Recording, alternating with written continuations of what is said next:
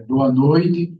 Então, é um prazer, né, a gente estar nesse módulo hoje aqui do nosso curso de atualização em pediatria, né, com o objetivo principal, né, de melhorar e qualificar a assistência às crianças do estado do Rio Grande do Norte, né? E hoje nós temos o prazer, né, de estar aqui com o doutor Renato Fernandes Marins. Ele é cardiopediatra pelo IMIP, em Pernambuco, ecocardiografia pediátrica pelo IMIP, também em Pernambuco, e atua como cardiologista pediatra na Maternidade Escola Januário Cico, no INCOL Natal e na AMI.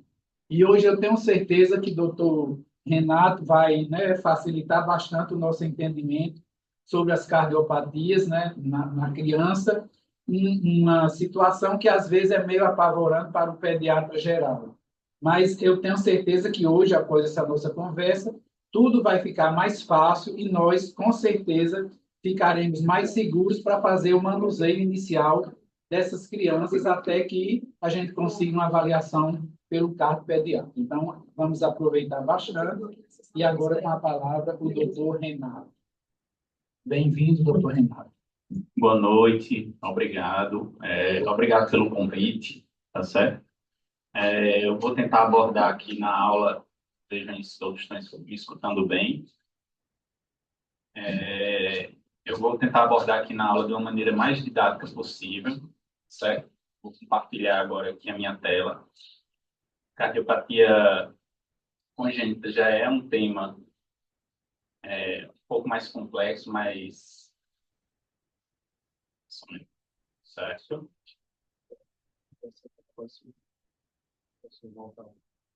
Só um aqui. Pronto. Pronto, novamente, obrigado pelo convite. Vamos começar a aula, tá? Todo mundo está vendo minha tela, né? Tá tudo ok. E a cardiopatia congênita na pediatria, tá certo? Então, de introdução, o que é que a gente vai falar hoje? Cardiopatias congênitas mais prevalentes e as mais graves, né? A gente não tem como abordar todas numa aula dessa, de 2 horas. Falar principalmente da fisiologia das cardiopatias congênitas. Tem uma grande professora minha, né, que formou a maior parte dos cardiopediatras que são formados no IMIP em Recife, foram alunos dela, que é a doutora Cruz Alapa, que ela dizia para mim que a fisiologia dos fluxos, a fisiologia das cardiopatias congênitas é até mais importante do que a própria anatomia, para você entender como é que vai se comportar aquele coração e aquele paciente. O que esperar de repercussão hemodinâmica, essa repercussão tanto clínica como em achados de exames de imagem, o manejo clínico e a indicação cirúrgica, quando a gente se preocupar, tá? Eu enfoquei mais, até porque essa aula é mais... Só um minuto, aparece aqui. O anfitrião gostaria que você ativasse o som. Meu som está desativado? Não, doutor, pode fechar. Você? Sem querer, eu cliquei aqui. Tá. Eu, eu foquei mais na clínica do paciente e no que esperar das cardiopatias. Tá? Como era uma aula longa, eu acho mais didático fazer isso. Eu falei menos de eletro, menos de raio-x e mais da clínica e de como acompanhar e como é a evolução natural desse paciente. Tá? Então, para começar, para a gente entender um pouco de cardiopatia congênita, acho que a gente primeiro precisa entender a anatomia de um coração normal. Então, aqui, isso é um desenho, uma figura, que todas as figuras dessa aula vão ser baseadas, vão ser semelhantes a essa, só que com as cardiopatias, que isso é do CDC americano, que ele tem a figura do coração normal e de cada cardiopatia, tá? Então, a gente pega aqui que ele teve o cuidado de pintar de azul, porque é um sangue insaturado, né, um sangue desoxigenado que chega do lado direito do coração. Então, se você pegar aqui em cima onde está meu mouse é a cava superior, aqui onde está meu mouse agora é a cava inferior, que eles estão drenando o sangue insaturado para essa estrutura que é o átrio direito. Aqui a gente tem a válvula tricúspide, que se abre e drena esse sangue desaturado, vamos supor uma saturação de 60%, 70%, aqui para o ventrículo direito. E esse ventrículo direito, ao se contrair, vai ejetar esse sangue, que agora essa válvula tricúspide, no momento da sístole, vai estar fechada e vai ejetar esse sangue insaturado para o tronco pulmonar, a artéria pulmonar principal. Aqui está a válvula pulmonar, tronco pulmonar. Desse tronco pulmonar, ele se divide em dois ramos pulmonares, um que vai para o lado esquerdo do paciente e para o pulmão esquerdo. e outro que está aqui, que passa atrás da aorta ascendente. Ela passa aqui posteriormente à aorta ascendente e vai jogar o sangue para o pulmão direito do paciente. Chegou lá, ele vai oxigenar, receber, né? Respirou, recebeu oxigênio, todo esse sangue vai sair de uma saturação de 60, 70 para 99, 100% após a oxigenação adequada dos seus pulmões. E de cada pulmão vai sair duas veias pulmonares, na maioria das vezes. Então, veja que aqui tem duas veias pulmonares chegando aqui, de maneira posterior, por trás do coração, ele está passando e vai cair dentro dessa estrutura que é o lado esquerdo. E aqui tem duas veias pulmonares que está saindo do pulmão, que estaria aqui do lado esquerdo, e vai drenar também aqui no lado esquerdo. E esse sangue vem, agora ele teve cuidado de pintar de rosa ou de vermelho, porque tem um sangue saturado. Aqui embaixo a válvula mitral, que ela se abre, todo esse sangue do lado esquerdo vai cair no ventrículo esquerdo. Esse ventrículo esquerdo, ao se contrair, essa válvula mitral vai se fechar e o sangue vai ser ejetado pela válvula aorta, que está aqui desenhado nos seus folhetos, que sobe aqui pela válvula aorta, depois vai para a crosta da aorta e desce lá atrás. O arco é à esquerda, né? Então, ele dobra aqui à esquerda, faz a curva à esquerda, mas à esquerda e posterior. Veja que ela começa um pouco mais anterior e ela desce lá atrás, atrás do coração, até chegar aqui na aorta abdominal. E aí, lógico, a aorta vai se ramificando, né? Aqui tem vasos da base que vão para a cabeça, vai descer, vai para todos os nossos sistemas, todos os órgãos e tecidos para levar sangue oxigenado e energia para todos eles. Uma das coisas que você já dá para perceber aqui é que entre os ventrículos, você tem um septo interventricular, que está aqui bem desenhado íntegro, quer dizer, não tem comunicação entre essas duas estruturas. Aqui a gente não está vendo o septo interatrial, porque ele está atrás desses dois vasos no desenho, né? Mas ele aqui, vamos interpretar que ele está íntegro também, então não tem comunicação entre esses dois vasos. Outra coisa interessante é que os átrios, eles são estruturas mais posteriores. Então, a gente está vendo isso num plano 2D, mas, na verdade, esses átrios são um pouquinho mais atrás e o átrio esquerdo mais posterior ainda do que o átrio direito. Os ventrículos um pouco mais para frente, e na hora que eles vão sair, suas vias de saída, que está aqui a via de saída esquerda, porque está saindo o sangue pela aorta, né? Então, aqui é a sua via de saída, que é o plano da válvula aorta, que é a aorta ascendente. Aqui é a via de saída do ventrículo direito, válvula pulmonar e tronco pulmonar. Essas vias de saída são mais anteriores, tá? Então, é mais perto, por exemplo, do externo em relação às válvulas atrioventriculares.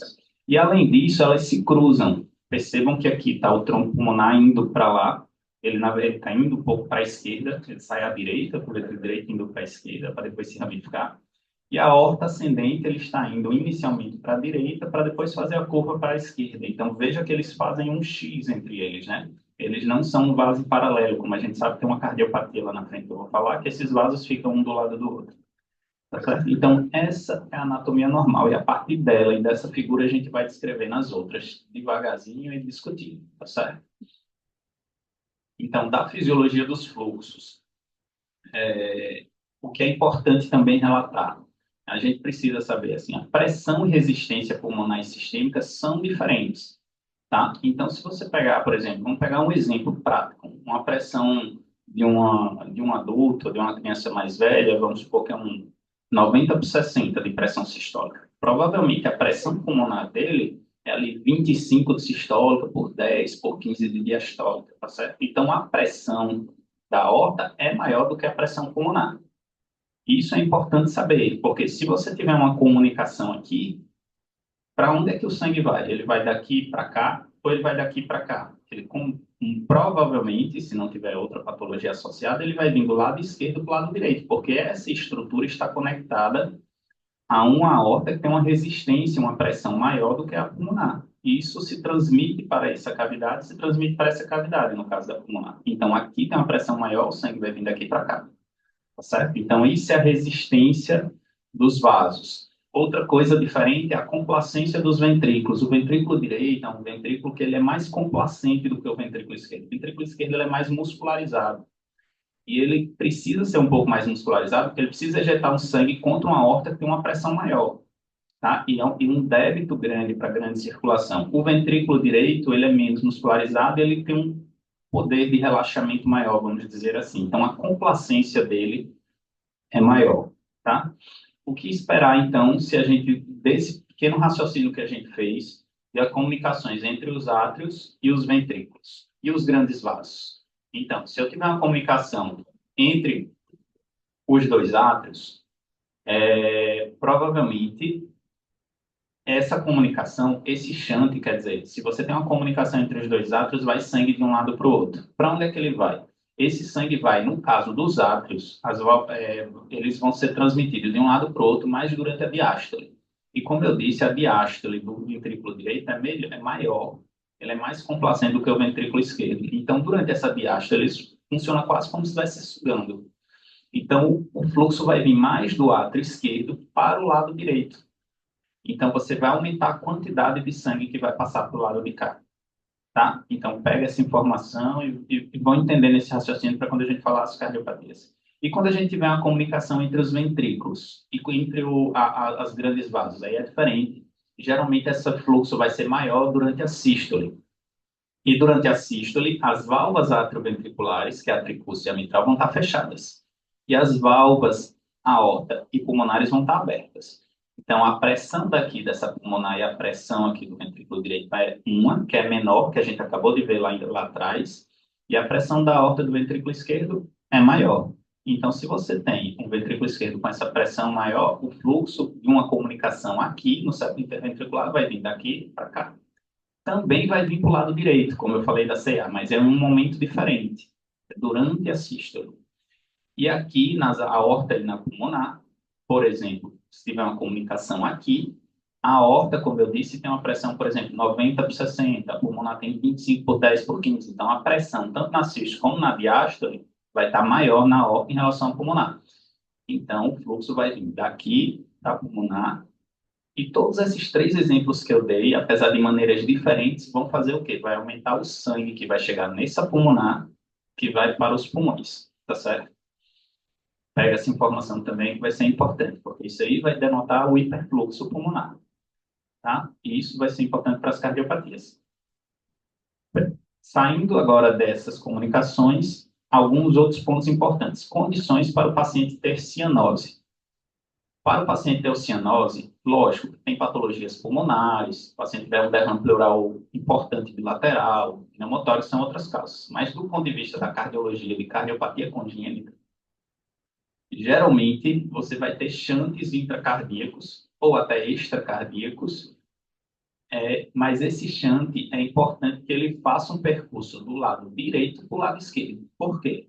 Se você tem aqui uma CIV, vamos supor, um grande orifício aqui, e o sangue passa do lado esquerdo para o lado direito, ele vai aumentar o fluxo para os pulmões, tudo bem. Mas o sangue que vai continuar saindo pela aorta, que vai chegar e sair pela aorta, vai sair na subclave, chegar lá na mãozinha do paciente, que você vai colocar o oxímetro e vai saturar bem, e você também vai ver que ele não é cianótico, continua o mesmo, é o sangue que veio das pulmonares com saturação de 99, 100%. Agora, se nesse orifício que está aqui no septo interventricular, o shunt, o fluxo, em vez de vir do lado esquerdo para o lado direito, ele veio do lado direito para o lado esquerdo, opa, aqui eu tenho um sangue de 60% de saturação que vai chegar nessa cavidade, então vai se misturar com sangue de 100%, então agora ele pode cair sua saturação até, por exemplo, 80%. E quando ele subir na aorta, chegar na subclave e chegar lá na mão do paciente, você vai ver uma saturação. E se ele subir a 80%, isso vai chegar em todos os tecidos e pele, você também vai ver um paciente cianótico. Então, você precisa ter um shunt com inversão, né, do lado direito do lado esquerdo, para ele ter. Não só isso, óbvio. Pode ter também uma diminuição do fluxo pulmonar. Então, aquele paciente vai receber um volume de sangue no pulmão para poder receber todo o oxigênio e ficar cianótico. Não, ele está muito reduzido. Isso é um outro motivo de você ter esse paciente com essa cianose. Tá? Então, são alguns motivos de você ter essa cianose.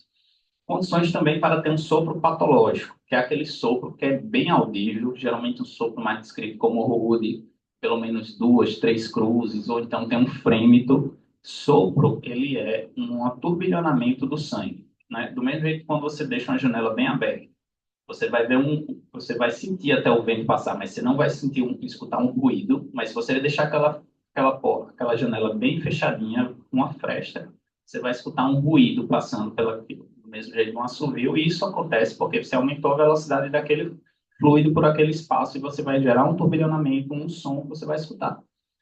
No coração do mesmo jeito. Então, se você tem um orifício e de um lado e do outro desse orifício tem duas câmeras com pressões diferentes, isso vai gerar um fluxo de velocidade aumentada naquele orifício, isso vai turbilhonar o sangue e isso vai dar o sopro que você vai escutar. Então, por exemplo, se você tiver uma CIV que é prática, que é gigante, por exemplo, é quase todo o septo, então a CIV é tão grande que essas cavidades se comunicam e você não tem como ter uma diferença de pressão entre elas. Então, você pode ter uma CIV muito grande e você não ter sopro. Tá? Ou então você pode ter sim uma CIV, mas aqui, em vez de ter uma pressão baixa, ele tem uma pressão mais alta, por um outro motivo qualquer. Então, você não gera diferença de pressão, também não tem sopro. Tá certo? Então, são todos esses motivos para entender as cardiopatias. E agora vamos seguir com os sinais e sintomas, que a gente vai ver em paciente com cardiopatia congênita, principalmente de clínica, taquicardia, taquidispneia, déficit de ganho ponderal. Geralmente eles acompanham, né, um paciente cansado, taquidispneia, com dificuldade de ganho ponderal. Isso é uma clínica, que geralmente vai ser a clínica de hiperfluxo, das cardiopatias, principalmente as cianóticas. Você vai ter aquele paciente que é cianótico, e ele pode ser cianótico com esses sintomas acima, ou pode ser cianótico e está ótimo, paciente assim, ótimo que eu digo assim, estado geral bom, eupneico, pulsos bons, sem nenhum outro sintoma, é puramente a cianose, ou ele pode ter uma cianose associada aos outros. Ele pode ser um paciente que você não palpa pulsos em algum local, assim, preferencialmente assim, de maneira mais importante em membros inferiores. Ele pode ter um paciente que tem algum desses sintomas antes e tem também um sopro patológico, ou não, ele não tem nenhum sintoma, tem apenas o sopro patológico como ausculta. Um raio-x de tórax com área cardíaca aumentada, com a gestão pulmonar com ou sem sintomas. E um eletro que você pode ter sobrecargas. Como eu disse nessa aula, eu coloquei menos raio-x até pelo tempo que a gente tem disponível para a gente conseguir abordar as cardiopatias mais pela clínica e pelos desenhos esquemáticos. Então, as classificações, elas são cardiopatias acianogênicas, cianogênicas e críticas. Isso é um tipo de classificação. Acianogênicas e cianogênicas, o próprio nome já denota elas, mas não gosto muito de decorar desse jeito, até porque a gente tem cardiopatias acianogênicas, que evoluem com cianose, e tem pacientes que têm cardiopatias classicamente cianogênicas, que por algum motivo ele não faz cianose. Ele gera um hiperfluxo e não gera uma cianose. Uma atresia pulmonar ela pode se comportar desse jeito, e ela é classicamente uma cardiopatia cianogênica. Tá? E as cardiopatias críticas são aquelas graves de pacientes neonatais, que geralmente dependem de prostim e precisa de uma avaliação e uma conduta mais precoce. Tá? Hiperfluxo pulmonar, isso aqui é de acordo com a fisiologia, né? O paciente tem mais ou menos fluxo pulmonar, um hiperfluxo pulmonar, o paciente está dispneico, cansado, hipofluxo pulmonar, geralmente paciente com tendência à cianose. Um hipofluxo sistêmico, então tem cardiopatias graves, que na verdade ele é com hipofluxo sistêmico, então pacientes hipotensos, chocados. E a circulação em paralelo, que é um caso à parte, que é a transposição de grandes vasos, que a gente vai comentar mais na frente. Tá? Então, todas as cardiopatia congênitas, assim, prevalentes e mais graves, né? Então, CIA, CIV, PCA, defeito de septo atrioventricular, estenose pulmonar, estenose aórtica. Essas aqui com a tendência mais à cianose, não necessariamente. Tetralogia de Fallot, transposição de grandes vasos, tem atresia tricúspide, drenagem anômala de veias pulmonares, atresia pulmonar, síndrome do coração esquerdo hipoplástico, coartação de aorta, crítica ou não crítica, tá?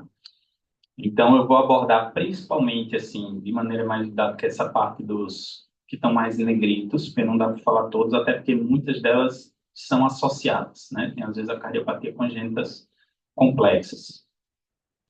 E, para começar, eu vou falar quatro casos clínicos rápidos, que eu mudo pouca coisa entre eles, de maneira didática, para vocês entenderem. Cada um vai se encaixar numa cardiopatia, tá? Então, caso 1, um lactente, 3 meses, eupneico, bom ganho de peso, acianótico, e ele tem um sopro de 2 cruzes em 6 em bordo external esquerdo baixo, tá? Uma frequência cardíaca para ele tá ok, 120, saturando 99%, não noto cansaço, tinha ganho de peso, paciente bem tranquilo. O que é que você achou de diferente nele? Um sopro. Você valorizou como 2 cruzes em 6, tá? Esse é um paciente. Esse paciente é mais tranquilo porque pela clínica ele está bem, né?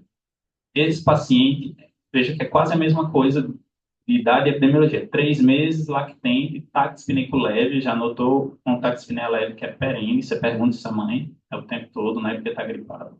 Um ganho de peso mais arrastado, ele também é acianótico, ele tem o mesmo sopro, só que você notou taquispneia leve, tem uma tiragem subcostal, ele é um pouco mais taquicárdico, já chama atenção e satura bem. Pulsos são bons, e fora isso, nada mais. Então, eles podem ter a mesma cardiopatia, mas uma aparentemente tem repercussão e o outro não. Entendeu? Já chama atenção isso. O caso 3 é um lactente de 3 meses, agora eu pinei com bom ganho de peso acianótico. Eu só não tenho um soprinho discreto em borda external esquerdo alto. Não noto taquicardia, satura bem, não tem cansaço, está tudo ótimo. Esse paciente, será que tem ou não tem cardiopatia? Eu consigo confirmar que ele não tem? Lactente de 3 meses, síndrome de Down, taquispineico moderado, sem sopro, não escuto sopro, frequência cardíaca um pouco mais taquicárdico, tem tiragem subcostal. Só em ele ser síndrome de Down já chama atenção, né? Mesmo que ele não tivesse nada, ele merecia uma avaliação, mas ele tem sintomas. E com esses 4 casos, eu vou agora falar e depois a gente vai debruçar pelos casos, tá? Então, esse aqui é exatamente a anatomia que eu descrevi lá no começo, toda normal. E aqui eu estou descrevendo agora uma cardiopatia que está entre as mais comuns, né? Principalmente a SV, mais comum, depois CIA. Então, veja que ele tirou os vasos, que eles são mais anteriores, né? Então, ele tirou os vasos para você conseguir ver os 2 átrios e o septo interatrial. Ele tirou os vasos da frente, a aorta e a pulmonar. E aqui ele desenhou uma comunicação entre esses 2 átrios, uma CIA. E essa comunicação é de um tamanho significativo, é tanto que ele desenhou um aumento do diâmetro do átrio direito em relação a esse aqui, e tem um fluxo que ele desenhou com a seta vindo de um lado para o outro. Então, durante a diástole, com as válvulas fechadas, geralmente, com as válvulas abertas, quando tem essa complacência do ventrículo direito, além dos ventrículos direitos tem uma pressão já mais baixa, esse sangue passa do lado daqui para o lado direito. Como ele passa para cá, e você já está recebendo o sangue das cavas do lado direito, o que é que acontece com a sobrecarga de volume desse lado? Aumenta. Então, é uma cardiopatia que você tem uma tendência a ter uma dilatação do lado direito do coração, cavidades direitas, tá? Então, qual a clínica desse paciente? Isso é interessante. A grande maioria dos pacientes com CIA, pacientes bebês, pequenos, 5 meses, 3 meses, 6 meses, não vão ter sintomas. Vão chegar para vocês. Então, chegou aquele paciente muito cansado, escutou sopro, o paciente não é CIA. Improvável. Ele pode ter um ataque de espinéia discreta, ataque de espinéia leve, mas consegue ganhar peso bem, não ter grandes problemas. Alguém pode ter escutado um soprinho discreto. Entendeu? A clínica é essa. Já aquele paciente que nunca teve nada, aí chega lá com 8, 9, 10 anos, começa foi jogar bola, jogar futebol, e aí começou a ficar cansado mais rápido que os outros, ou teve uma fadiga, né? Porque começa a ter uma dilatação de cavidades direitas, uma redução futuramente do retorno venoso que acaba, você pode ter fadiga, pode ter algum grau de cansaço por um pequeno hiperfluxo. E aí sim você pode ter uma clínica, mas geralmente esse paciente relata, nunca tive cansaço antes, entendeu? Às vezes chega só porque fez um raio-x e o raio-x deu uma área cardíaca aumentada por outro motivo, tá? E a ausculta desse paciente sopra porque passa esse sangue do lado de cá para cá? Não sopra. Geralmente os átrios eles têm baixa pressão, então uma pressão aqui, por exemplo, de 5 milímetros de mercúrio, aqui de 8, de 5, então é pouca. Quando faz a diástole, esse sangue passa daqui para cá, mas passa sem restrição, ele passa sem fazer aquele turbilhonamento, porque não tem uma diferença de pressão significativa. Então, você não escuta sopro pelo fluxo de sangue que passa do átrio esquerdo para o átrio direito. Não vai dar sopro. Aí, então, pode soprar CA? Pode, mas não é por causa desse sangue que está passando aqui. O sangue, quando chega no ventrículo direito, ele não está aumentado, ele não vê o sangue das cavas e sangue também da CA. Então, como ele veio mais sangue para o lado direito, quando esse ventrículo direito bate e esse sangue vai sair pela pulmonar, imagina que você, por exemplo, dobrou ou aumentou 50% do volume para sair por uma mesma tubulação. Então, você tem o que a gente chama de estenose relativa da válvula pulmonar, mas, na verdade, a válvula pulmonar não está estenótica, É porque você está passando mais sangue pelo mesmo calibre de válvula. Então, você pode escutar um soprinho discreto, um soprinho de uma cruz, duas cruzes, muito difícil, entendeu? A ausculta é essa. Quando tem, como é que você diferencia isso de um sopro inocente? É difícil, muito difícil, entendeu? Então, às vezes você pode dizer, achar que é um sopro inocente, na verdade é um sopro de uma CIA, tá? Fora isso, você pode escutar bebê pequeno, 5 meses, 3 meses, você não vai escutar isso que eu vou dizer agora. Mas numa criança mais velha, que tem uma frequência cardíaca mais baixa, você consegue escutar bem, você pode escutar um desdobramento fixo da segunda bolha. Então, em vez dele fazer tuntar, porque você pode ter um desdobramento fisiológico, né? Que é na hora, em um momento você vai escutar tuntar, outro você vai escutar tuntrar. Então, ele vai ficar oscilando. Quando você faz a inspiração, você escuta ele desdobrando e depois ele sai do desdobramento. Mas no caso da CA, como esse volume de sangue é muito maior, você escuta o tempo todo. Então, ele fica fixo, tuntrar, tuntrar, tuntrar, bem separado. Você escuta as duas bolhas bem separadas, tá? Mas isso no paciente mais velho. Não é para se apegar a isso para achar que tem ou não tem CA, tá? O raio-x de tórax, realmente, você vai ver a área cardíaca aumentada, as costas de cavidade direitas. Tá? Você pode ter um leve congestão pulmonar, como eu disse, não é aquelas patologias que dá muito hiperfluxo pulmonar. E o manejo clínico, geralmente, o paciente é assintomático. Você tem um diagnóstico dele desde criança, desde bebezinho, porque fez diagnóstico, está acompanhando com cardio. O paciente é assintomático, ganhando peso bem, você pode não fazer nada.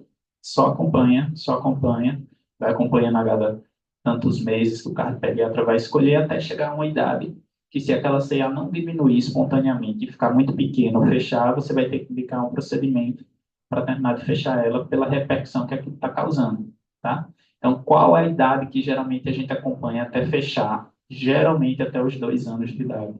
Pode esperar um pouco mais, se você achar que aquela CIV está diminuindo, CA está diminuindo, pode. Mas essa geralmente é a idade. A gente espera pelo menos até os 2 anos sem pressa, porque CAs de 8, de 7, ela pode diminuir e fechar, tá?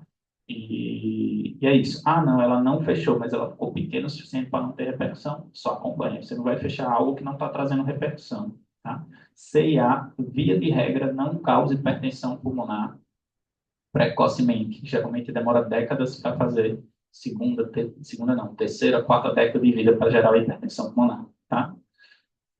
Vamos lá. Então, o procedimento de escolha, que eu não tinha falado, você pode fazer a cirurgia, né?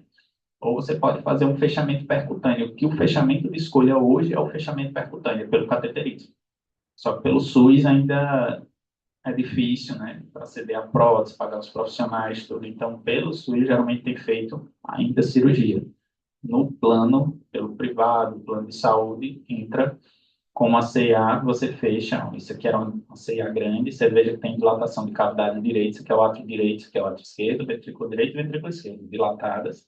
Então, ele vai com o dispositivo, ele solta o primeiro guarda-chuva aqui, um core aqui, traciona com um catéter, solta o segundo dispositivo e ele fica fazendo um sanduíche no septo interatrial. Isso, com o tempo, o tecido cobre, epiteliza e as cavidades melhoram, tudo diminui e vai acompanhando. Tá? Nem toda CA dá para fazer isso, mas a grande maioria delas, que são as CAs no segundo, 75% das CAs dá sim.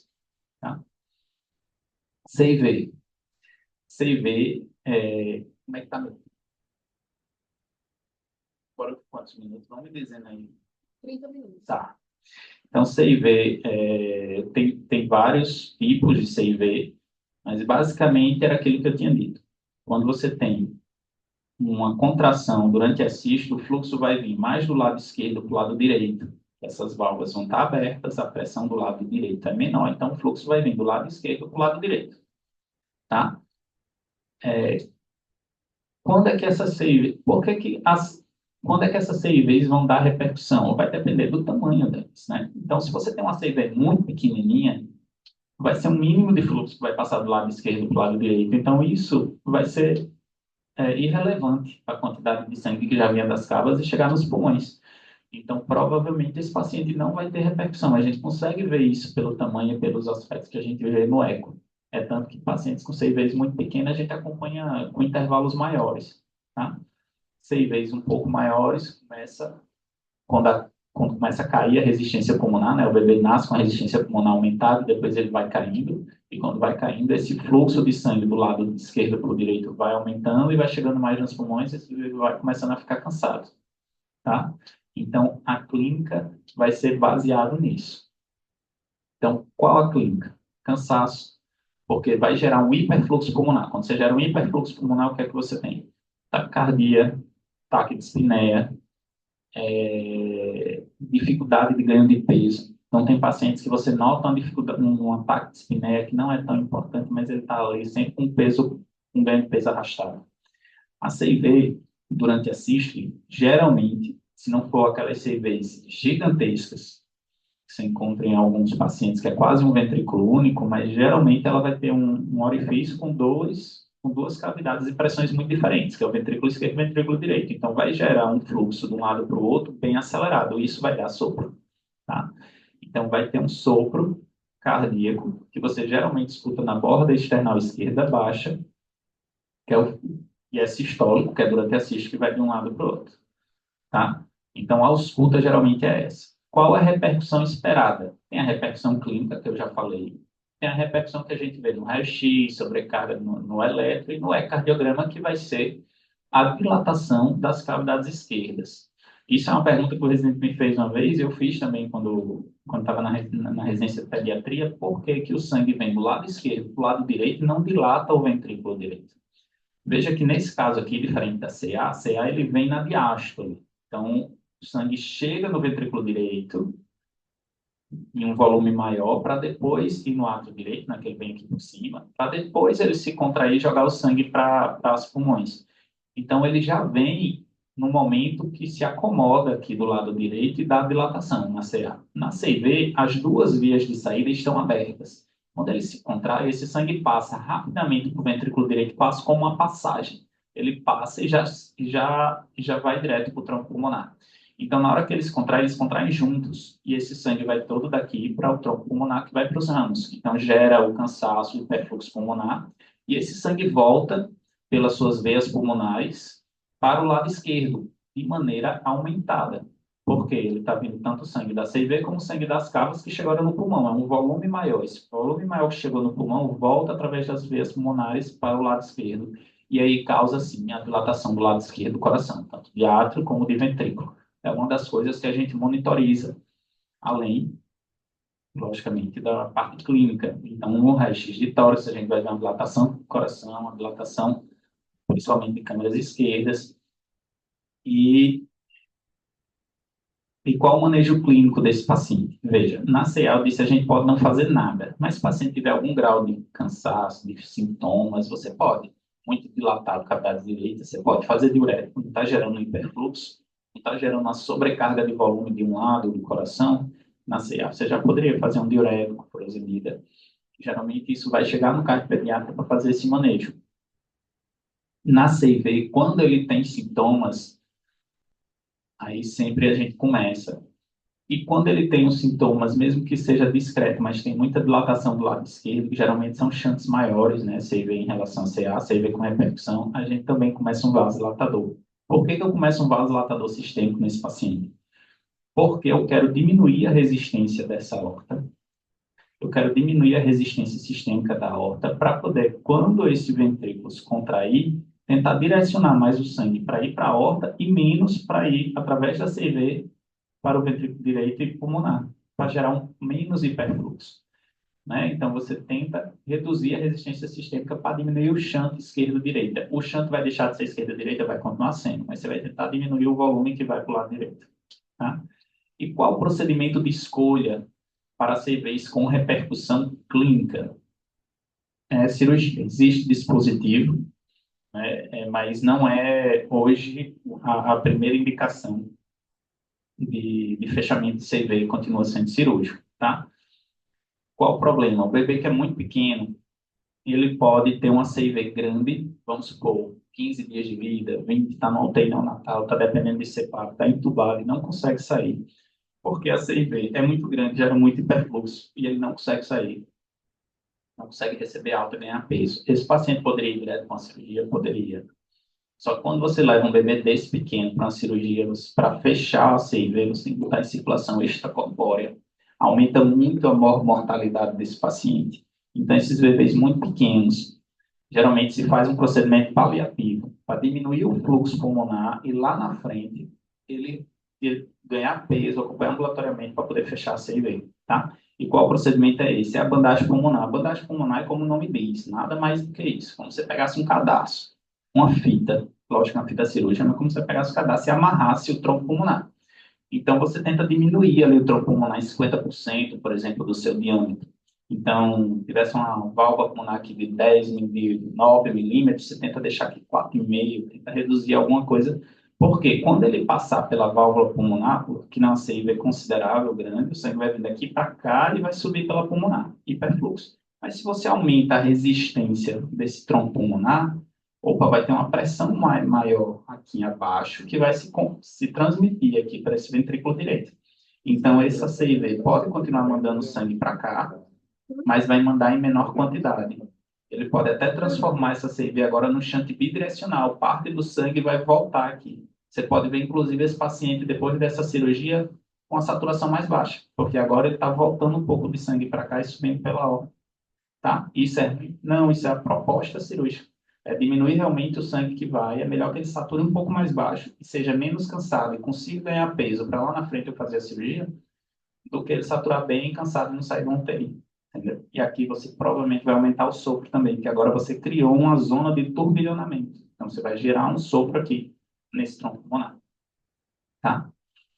Ó, isso aqui é só um exemplo rápido de uma CIV de um bebê, né? Esse bebê já era maior, já dava para a cirurgia, então ele tinha essa CIV com esse fluxo. Isso aqui é lado esquerdo, isso aqui é lado direito. Bastante sangue passando para cá. Se você ver um quatro câmeras, ó, isso aqui é o ventrículo esquerdo, isso aqui é o ventrículo direito, a dilatação. Ó, o átrio esquerdo, ó, o átrio direito, a dilatação do átrio esquerdo. E aqui no pós-operatório, o cirurgião fecha aqui a CIV, que era bem aqui, e agora o sangue, não vejo mais aquele sangue laranjinha que estava passando para cá. Ele sai direto do ventrículo para a aorta, sem passar para o ventrículo direito. Tá? Um exemplo rápido. E o PCA, acho que para a gente fechar, não, tem outros, fechar cardiopatias cianogênicas, é aquela comunicação entre as duas artérias, artéria aorta, tronco pulmonar. Tá? Do mesmo jeito que a CIV, a aorta tem mais pressão que o tronco pulmonar, que está conectado com os ramos, então o fluxo é todo esquerda-direita, gera hiperfluxo pulmonar, e quando gera hiperfluxo pulmonar, taquispneia, cansaço, mesma coisa. Taquicardia, taquispneia, cansaço, dificuldade de ganho de peso. Tá? Essa é a clínica principal. E qual o principal fator de risco? É o clássico, é a prematuridade. Outros fatores de risco têm, por exemplo, síndrome de Down, não é a cardiopatia mais comum, mas o Down também tem maior chance. Outras síndromes genéticas, na época que tinha mais rubéola, né, menos pacientes vacinados, tinha bastante. Mas a grande fator de risco é a prematuridade. Quanto mais prematuro o paciente for, maior chance dele ter um PCA com repercussão, né? A clínica vai ser essa que a gente tinha dito, e a ausculta vai alterar à medida que cai a resistência pulmonar do bebê. Então, um bebezinho pequeno, todo bebê com 1 hora de vida, que você for lá na sala de parto e ao escutar, nenhum deles tem sopro. Todos eles têm um canal grande. Todos eles têm um canal grande. Pode chamar para fazer um eco. Todos eles têm um canal grande. Por que ele não sopra? Porque todo bebê nasce com a resistência pulmonar aumentada. Todo bebê nasce com um canal e ele se programa para fechar. Então, à medida que essa resistência pulmonar vai caindo, esse canal vai fechando e você não chega a escutar esse sopro. Ele fecha precocemente, tá? Então, e por que que você não tem sopro, o canal grande? Porque com a resistência pulmonar alta, ela fica com a resistência próxima da aorta. Então, você não tem uma diferença de pressão da aorta para a pulmonar grande significativa, passa um fluxo de um lado para o outro com a velocidade baixinha. Se a velocidade é baixa, porque você não tem um grande diferencial de pressão, não gera turbilhonamento daquele sangue, não gera sopro. Ah, esse bebê era para ter fechado o canal, mas por algum motivo ele não fechou. Ficou com um canal grande. Passou 2, 3, 4, 5 dias, você vai começar a escutar o sopro, porque cai a resistência pulmonar, o canal não fechou por algum motivo, e aí você vai começar a escutar o sopro, e esse paciente pode começar a ficar cansado, e começar a dilatar o coração, da congestão pulmonar, que é já o que a gente está mostrando aqui no raio-x, tá? Dilatação com congestão pulmonar, porque você vai ter hiperfluxo pulmonar. E a ausculta, eu sei que o canal tem aquela ausculta clássica de sopro contínuo, maquinário, nem sempre, né? bebezinho com a frequência cardíaca alta, às vezes você tem um fluxo contínuo, mas você só tem um pico de velocidade maior que gera essa turbulência na sístole, então às vezes você só escuta o sopro sistólico. Ou você está escutando e ele ainda tem uma resistência pulmonar alta, só o sopro sistólico, tá? A medida, geralmente isso demora um pouco mais de tempo, então 15 dias, às vezes com um mês ou mais de vida, caiu bem, o canal é grande, aí sim você começa a escutar um sopro contínuo. Você vai escutando sopro contínuo com a repercussão, mas nem sempre lá no começo. E, além disso, todas essas cardiopatias que eu estou falando com hiperfluxo pulmonar, com o tempo, ela pode gerar o que a gente mais tem medo, né, de gerar uma hipertensão pulmonar. Você joga tanto fluxo para o pulmão que os vasos do pulmão eles começam a se hipertrofiar e criar uma resistência a esse hiperfluxo. E se você tem uma hipertensão pulmonar, aí você começa a equilibrar novamente a pressão entre o tronco pulmonar, porque está conectado aos seus pulmões, e a aorta. Então, aquele paciente que lá atrás tinha um sopro contínuo, ele pode voltar a ficar com sopro sistólico ou até sumir o sopro dele, por causa da hipertensão pulmonar, certo? Mas, lógico, isso é mais para frente, pacientes mais velhos. Qual a repercussão esperada, a gente comentou, e qual o manejo clínico? Aí tem o bebê neonatal e o fora do período neonatal, né? O neonatal com bastante repercussão, a gente tem diurético para diminuir a sobrecarga volumérica do hiperfluxo, que a gente já comentou nos outros. E a gente geralmente não começa vasodilatador. Por quê? Porque nesse período os bebês têm um risco maior de fazer enterocolite. Bebês pequenos, neonatais, prematuros. E eles, o canal é um fator de risco, que ele tem um roubo de fluxo. Então, o fluxo, quando desce aqui pela aorta ascendente, descendente, ele chega lá na sístole, e na hora da diástole, ele faz um fluxo maior aqui da aorta para o tronco pulmonar, então o fluxo vai, chega lá no mesentério e volta. E esse retorno do fluxo na hora da diástole diminui a perfusão intestinal e aumenta a chance de enterocolite. Se você faz um vasodilatador sistêmico, você pode diminuir mais ainda essa perfusão lá na artéria mesentérica superior, isso prejudicar a perfusão e aumentar a chance de enterocolite. Então, geralmente, em recém-nascidos a gente evita. Mas crianças mais velhas, sim, chega pacientes com meses para a gente, com PCA, com repercussão, aí sim, diurético, vasodilatador, e se ele está tendo muita repercussão, a gente indica precocemente a cirurgia. Qual é o procedimento de escolha? Varia também, depende da idade. Então, pacientes acima de 6 anos é consenso no mundo já, assim, por guideline descritos, que o consenso é fechamento percutâneo. Você não vai para a cirurgia, você faz um procedimento hemodinâmico, coloca tipo uma rolha, é um dispositivo, lógico, uma plática, mas é como se fosse uma rolha naquele canal, e ele fecha completamente e trombosa, e depois vira uma cicatriz, né? E abaixo de 6 anos, cada vez mais se fazendo procedimentos hemodinâmicos para fechamento de canal, tá? Inclusive, hoje, eles estão conseguindo prótese para fazer bebês super prematuros, né? Acima de 700 gramas, chama prótese, chama Piccolo, que é uma prótese bem pequena para fechar esses bebês com canais muito pequenos. Aqui é uma imagem de eco, rapidamente. Eu só consegui pegar nessa imagem o coto pulmonar, porque ele é um canal, ele tem um coto pulmonar, né? Ele chega da aorta daqui, sobe, cai aqui no tronco pulmonar, que é esse. Então, era um canal grande. Dá para comparar, por exemplo, aqui o diâmetro desse canal com o diâmetro dessa aorta, desse arco aqui em cima, e aqui do ramo esquerdo pulmonar. Então, era um canal grande que o cirurgião, quando fechou, ele fechou aqui, ó, bem no coto pulmonar. Então, você vê até a barriguinha dele, mas aí ele não tem mais fluxo vindo em direção pulmonar. Esse paciente acompanha comigo, já vem melhorando, diminuiu já a dilatação de cavidades, o cansaço já é bem perceptível. E aqui uma foto de livro, né? Se não me engano é do Mois, essa foto. Que aqui tinha um canal, com repercussão, e o colega foi aqui com um catéter pela cavidade direita, né? Ventrículo direito, via de saída, entrou no tronco pulmonar.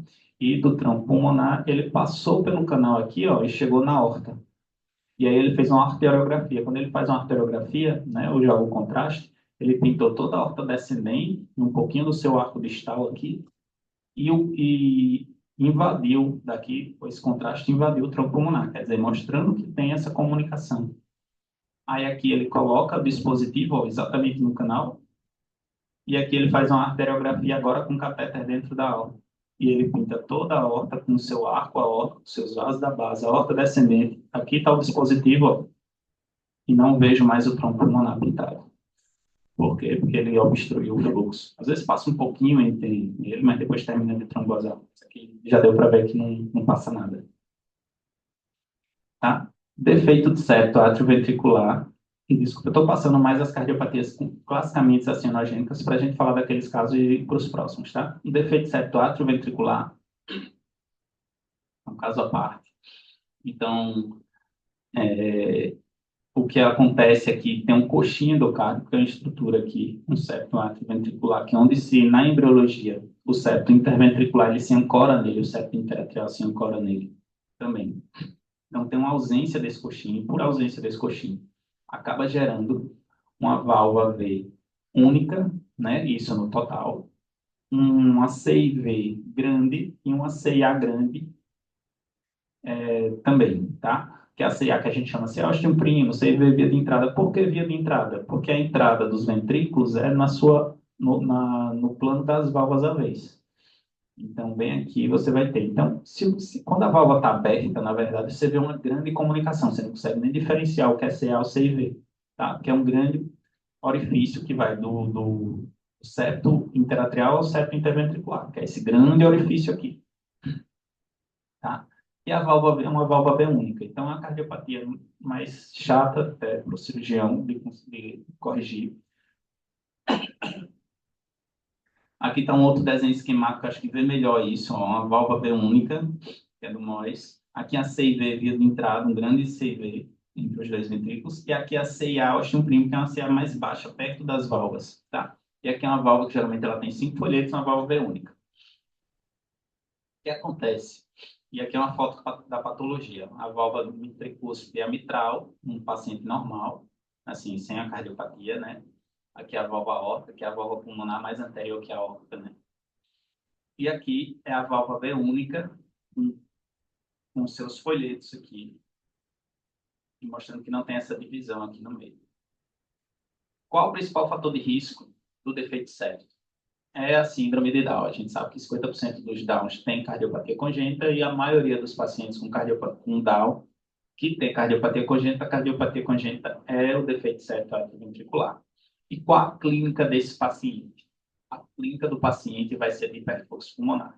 Dá para raciocinar como se fosse uma grande CA com uma grande CIV, principalmente uma grande CIV. Então, se você tem grandes comunicações intracardíacas e você tem uma pulmonar que tem uma resistência menor do que a aorta, o sangue vai preferir ir pela pulmonar. Então, vai uma quantidade maior de volume pela pulmonar e menor pela aorta. Vai gerar hiperfluxo. Você tem algum grau de mistura intracardíaca também, porque como as comunicações são bem grandes, você pode ter essa mistura intracardíaca e você saturar um pouco mais baixo. Isso pode acontecer, em vez de saturar 98%, saturar 92%, 93%, por causa da mistura, por causa das grandes contaminações, mesmo que não tenha uma hipertensão pulmonar, tá? Então, a clínica é hiperfluxo, taquicardia, taquipneia e dificuldade grande de peso. O DAO, principalmente, porque a dificuldade grande de peso vai ser por causa desse hiperfluxo. E, além disso, o DAO, ele tem a própria dificuldade do DAO de ganhar peso. Hipotonia, dificuldade de alimentação, de aceitação, fazer terapias. Então, ele é mais difícil ainda de ganhar peso. E aquele paciente que a gente fica ali acompanhando no ambulatório, torcendo para ganhar o peso para ir direto para o procedimento, para correção de defeito septo, não precisar passar por uma bandagem, tá? A ausculta cardíaca é uma CIA e CV grande. Você não vai escutar sopro por causa de sangue passando aqui dentro do coração. Qual sopro que você pode escutar nesse paciente? Um sopro de uma estenose relativa. Lembra da CA? Que ela ou não tem sopro, ou tem um soprinho discreto, porque passa mais sangue pelaquela válvula do que deveria passar, mas a válvula é normal? É a mesma coisa.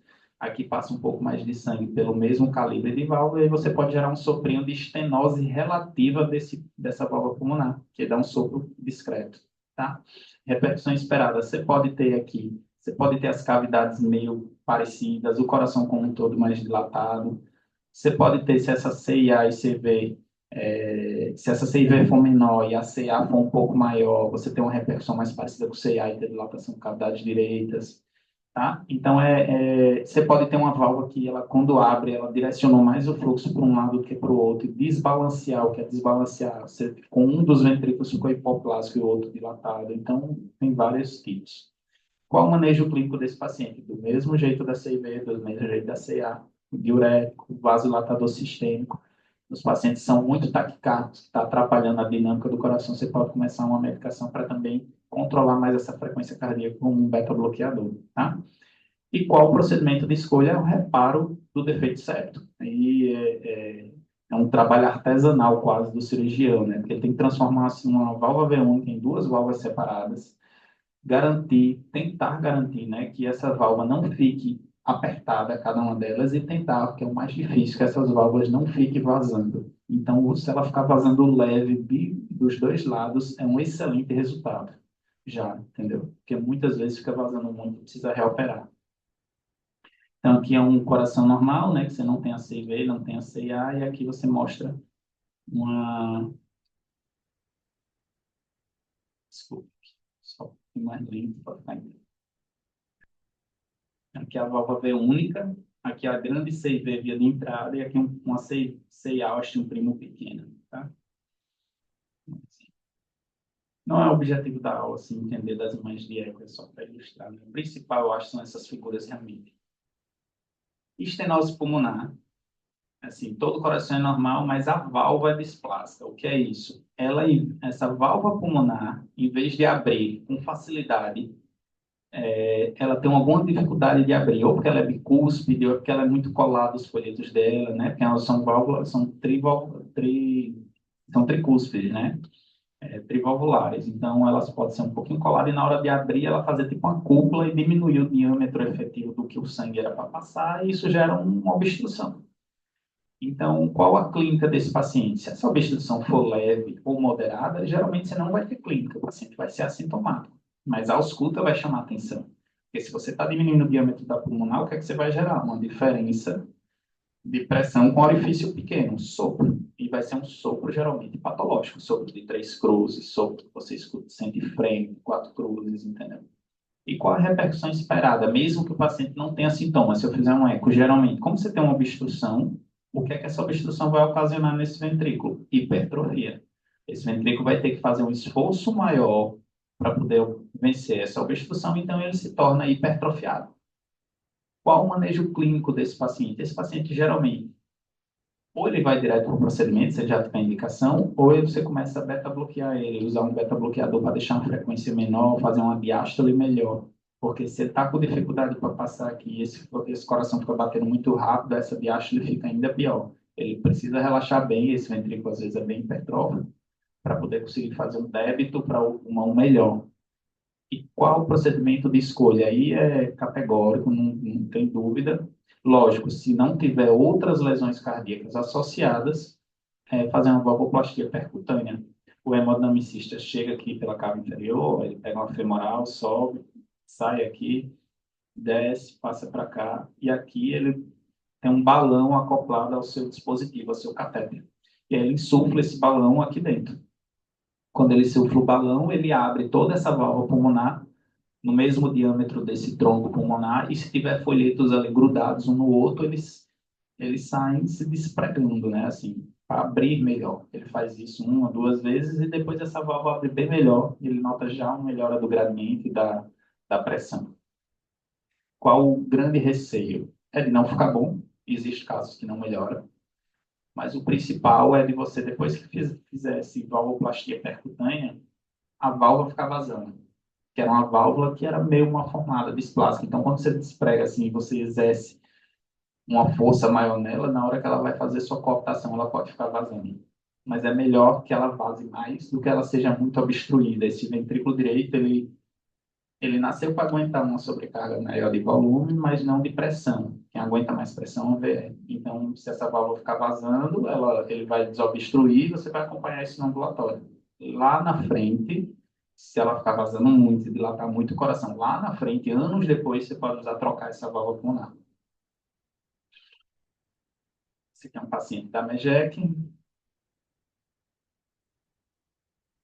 que aqui ela é bem displática, bem espessada e faz essa turbulência toda. Toda essa turbulência aqui é como se você tivesse no eco, é como se fosse o sopro que você vê no esteto, ó. Isso aqui. E essa turbulência gerou, assim, era um bebê de 7 dias, gradiente alto, tá? Um gradiente acima de 64, um gradiente alto, tá? 74. E ele tinha muita hipertrofia do ventrículo direito. O FOP dele, ó, isso aqui é o FOP, que todo bebezinho vai ter, mas o shunt do FOP era para ser do lado esquerdo, do átrio esquerdo para o átrio direito. Esse aqui, que é azul, ele está vindo daqui para cá. Por que que ele está vindo do lado direito para o lado esquerdo? Porque essa estenose pulmonar sobrecarregou esse ventrículo direito, sobrecarregou o átrio direito, e aí a pressão do átrio direito fez um shunt inverso. Então, esse paciente era cianótico. Ele tinha uma saturação mais baixa. Por quê? Porque ele tinha uma estenose pulmonar, que não é uma cardiopatia cianogênica, mas se ela for importante e tiver alguma comunicação dentro do coração, por exemplo, se eu tiver uma CIA ou tiver uma CIV e tiver uma estenose pulmonar importante, o fluxo vai direcionado de maneira inversa. Agora ele vai vir do ventrículo direito para o lado esquerdo, e aí, quando ele subir, ele vai fazer a cianose no paciente, eu dei uma saturação mais baixa. Tá? Esse paciente foi para a valvoplastia, isso aqui é a valvoplastia dele, ó. Colocou o balão, e aí na hora que ele insuflou o balão, veja que ele faz uma cintura aqui no meio, porque esse canto aqui é o local que a válvula está apertada. E ele vai aumentando a pressão até esse balão ficar desse jeito. Quer dizer, quando ele desfez a cintura, naquele canto que estava apertada, a válvula ficou mais... provavelmente ele já deve ter melhorado aqueles folhetos que estavam grudados. A estenose aórtica, assim, é parecido o raciocínio com a estenose pulmonar, só que do lado esquerdo. Então, a clínica da estenose aórtica, se ela for leve a moderada, você não vai ter sintomas. Se ela for mais para importante, você vai ter mais sintomas, tá? A ausculta, como é uma estenose, está apertada, a diferença de pressão, você vai ter um sopro patológico, né? Um sopro ejetivo. E a repercussão, como aqui é do lado esquerdo, a estenose aórtica vai gerar o quê? Vai gerar hipertrofia agora do ventrículo esquerdo, que vai aumentar a pressão do lado do átrio esquerdo. Se aumenta a pressão aqui, ele se transmite para o átrio esquerdo. Se transmite para o átrio esquerdo, transmite para as veias pulmonares, que chega de maneira retrógrada lá no pulmão e dá congestão pulmonar. Então, pode ser um paciente cansado, mas por obstrução do lado esquerdo, e não pelo hiperfluxo, como a gente viu nos outros lados. Qual o manejo clínico? Esse paciente, você pode fazer o beta-bloqueador, mas tem uma estenose que está dando sintomas, que está dando hipertrofia importante, é porque ele precisa ser abordado, que é qual? Mesma coisa, uma valvoplastia percutânea aórtica. O hemodinamicista vai fazer o mesmo percurso, vai subir aqui e vai balonar a válvula aórtica. Lesão residual, mesma coisa que tem que vigiar. O vazamento dessa válvula e acompanhar. Mas o procedimento é esse. Voltando para os casos clínicos, então aquele paciente de 3 meses, era eupneico, tinha bom ganho de peso, tinha um soprinho discreto, em borda external esquerdo baixo e mais nada, saturava bem, não tinha cansaço nem nada. O que é que esse paciente tem? Provavelmente ele tem uma CIV pequena. E essa CIV pequena não está trazendo repercussão para ele, porque ele ganha peso bem, sempre foi eupneico, a mãe nunca reclamou nada. Precisa fazer um eco para diagnosticar que realmente é isso, tá? E tranquilizar e receber alta depois, ou manter o segmento. Se ele não for um sopro inocente, for realmente uma CIV, tá? Caso é esse. É uma CIV, não tem repercussão, faz alguma coisa? Não faz medicação. Só acompanha e acompanha até fechar.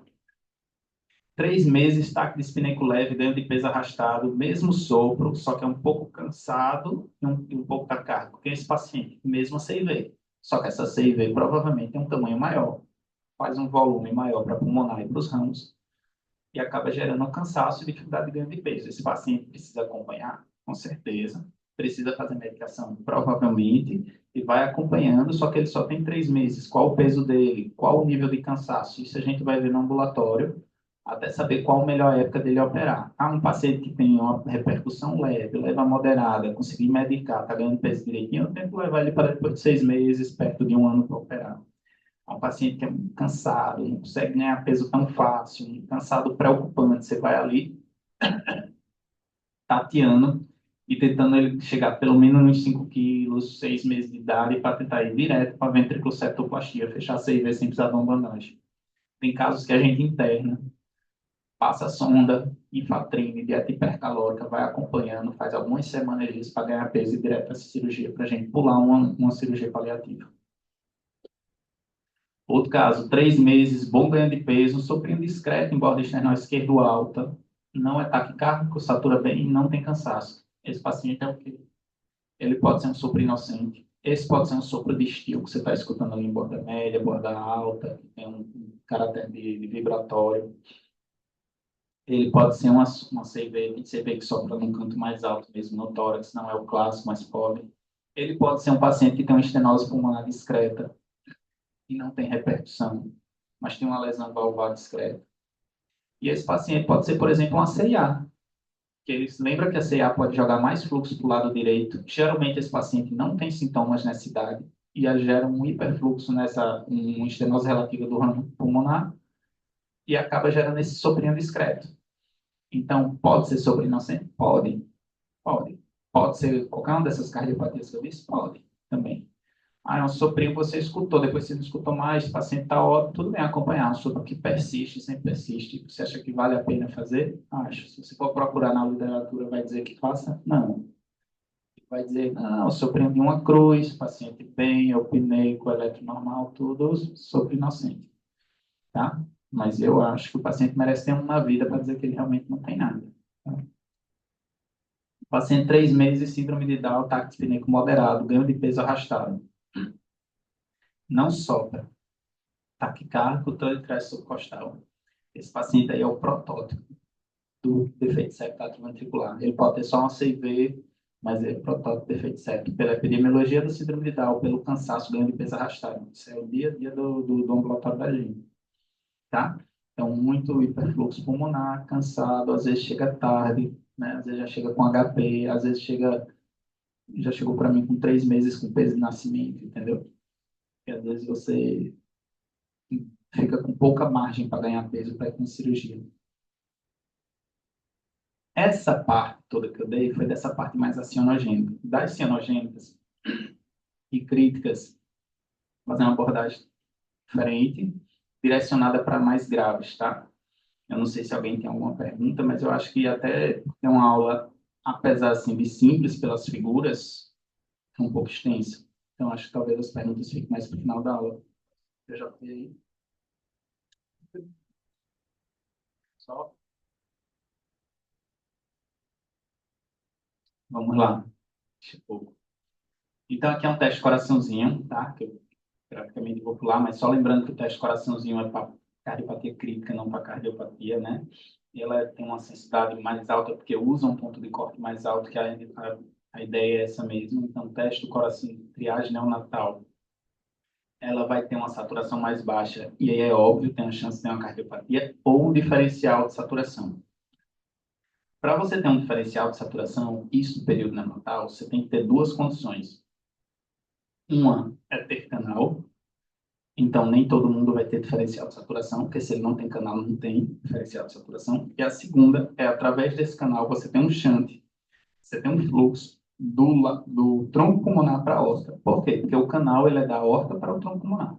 Então, ele tem que ter do tronco pulmonar para a aorta. Porque ele vai pegar o sangue desoxigenado, entrar na aorta e descer até o pé. Então, se você pegar do braço, vai estar maior e do pé vai estar menor. Entendeu? Se tiver um canal e o shunt for de esquerda a direita, você não vai ter esse diferencial. Então, duas coisas. Ter canal e ter shunt direita e esquerda, ou pelo menos bidirecional. E das cardiopatias congênitas críticas, as principais que a gente vai falar é hipofluxo pulmonar, então o protótipo aqui é a atresia pulmonar, hipofluxo sistêmico, síndrome do coração esquerdo hipoplásico, circulação em paralelo, TGA. Eu não sei se tem alguém aqui que faz sala de parto interior, e as cardiopatias complexas. Então, rapidinho os casos, igual o outro, escrevi alguns. Paciente, caso 5, termo, desconforto respiratório, 48 horas de vida, taque dispneico, taquicárdico, cianótico. Saturação 88% e 70%. Taque dispneia moderada. Mas o grande pulo do gato aqui, realmente, que não deixa dúvida, não palpado pulsos impediosos. Se está no UTI, você pode até aferir a pressão no membro superior direito, com manguito, e no membro inferior checar a diferença de pressão. Às vezes você não consegue nem ver a pressão no membro inferior da coartação crítica. Tá? Caso 6. Termos, tá, FiO2 30%, espinéia discreta, um dia de vida cianótico, sem sopro. Tiragens discreta por causa do desconforto. Satura 60%, 75%. Esse é aquele paciente que está bem. A única coisa dele é cianose. O paciente está bem, não está cansado, está direitinho, mexendo direitinho, tônus bom, mas é muito cianótico. Paciente termo eupneico, 48 horas de vida, cianótico. Soprozinho, 2 cruzes em 6, borda externo esquerdo alto. Satura 70% pré e 69% pós-ductal. O paciente está bem também. É cianótico, mas ele está bem. Não tem nada mais. Se bem que eu digo assim, estado geral, pulso, tônus, mas é cianótico. Caso 8, termo eupneico, alojamento conjunto. 24 horas de vida, ele estava ótimo. Com 24 horas de vida, taquispneia, taquicardia, queda de estado geral e hipoatividade, pulsos filiformes globalmente, saturando-se 90%, que não chega a ser uma cianose. Gravíssimo. Então, esses são os casos. E a gente até pela hora, acho que a gente falou mais das cardiopatias mais comuns e mais simples, vamos falar das graves, aquelas que vai pegar quando o bebê nascer. Atresia pulmonar. Está aqui o coração normal. E aqui o paciente com atresia pulmonar. Se ele tem atresia pulmonar, atresia da válvula pulmonar. Então, o fluxo não passa do coração para o tronco pulmonar. Ponto. Não tem fluxo. Zero fluxo. Aqui está um desenho esquematizando. Se você não tem fluxo pela pulmonar, você tem que ter algum jeito de o fluxo vir para a aorta. Ou você tem grande CIV, ou você tem uma grande CIA. E o fluxo que chega do lado esquerdo tem que se juntar com a que chega do lado direito. Quer dizer, todos os sangue que chega das cavas tem que se juntar com as que chega das veias pulmonares, cai nessa cavidade só pela aorta. Se você tem aqui sangue vindo das veias pulmonares a 100%, você tem das cavas vindo a 60%, 70%, eles se juntaram e subiu pela aorta, esse paciente vai ter um sangue a 80%. Ou menos, um pouquinho mais, vai depender de cada caso. E vai subir pela essa aorta, tanto que ele pintou de roxo, não pintou de rosa quando sobe pela aorta, porque está misturado. Quando sobe aqui na aorta, peraí, mas o sangue tem que ir para os pulmões. Se não chegar nada de sangue nos pulmões, esse paciente não está vivo. Ele tem que oxigenar alguma coisa. Ele vai ser gasto pelos tecidos e vai botar. Como é que ele chega nos pulmões? Através de um canal patente. Se esse canal fechar, é óbito. Se não for por canal que esse sangue chega nos pulmões, são por várias colaterais que existe isso, aí tudo bem. Esse canal pode fechar e esse paciente não vai falecer. Mas vai ter um pior prognóstico cirúrgico também, não vai dar para fazer outra coisa. Mas se é dependente do canal, como a maioria é, e esse canal fechar, esse paciente tem um óbito, tá? Então, dito isso, qual a clínica desse paciente? Cianose. Cianose. Saturação pré e pós, tem alguma diferença? Não, ele tem um canal, mas o sangue que chega para os pulmões vai da aorta para o tronco pulmonar. Então, se você pegar o sangue aqui é 80%, o sangue depois do canal é 80%. Então, não tem diferença. O sangue é 70%, é 70%. Tá? Não tem diferença. Para ele ter diferença, ele teria que vir um sangue do tronco pulmonar que saturasse diferente da aorta e entrasse na aorta. Não é o caso. A ausculta. Ou você não escuta nada, ou você pode não escutar sopro, ou você pode escutar um sopro desse canal. Com o tempo, com a queda da resistência pulmonar, você começa a escutar um sopro sistólico e depois o sopro contínuo do canal.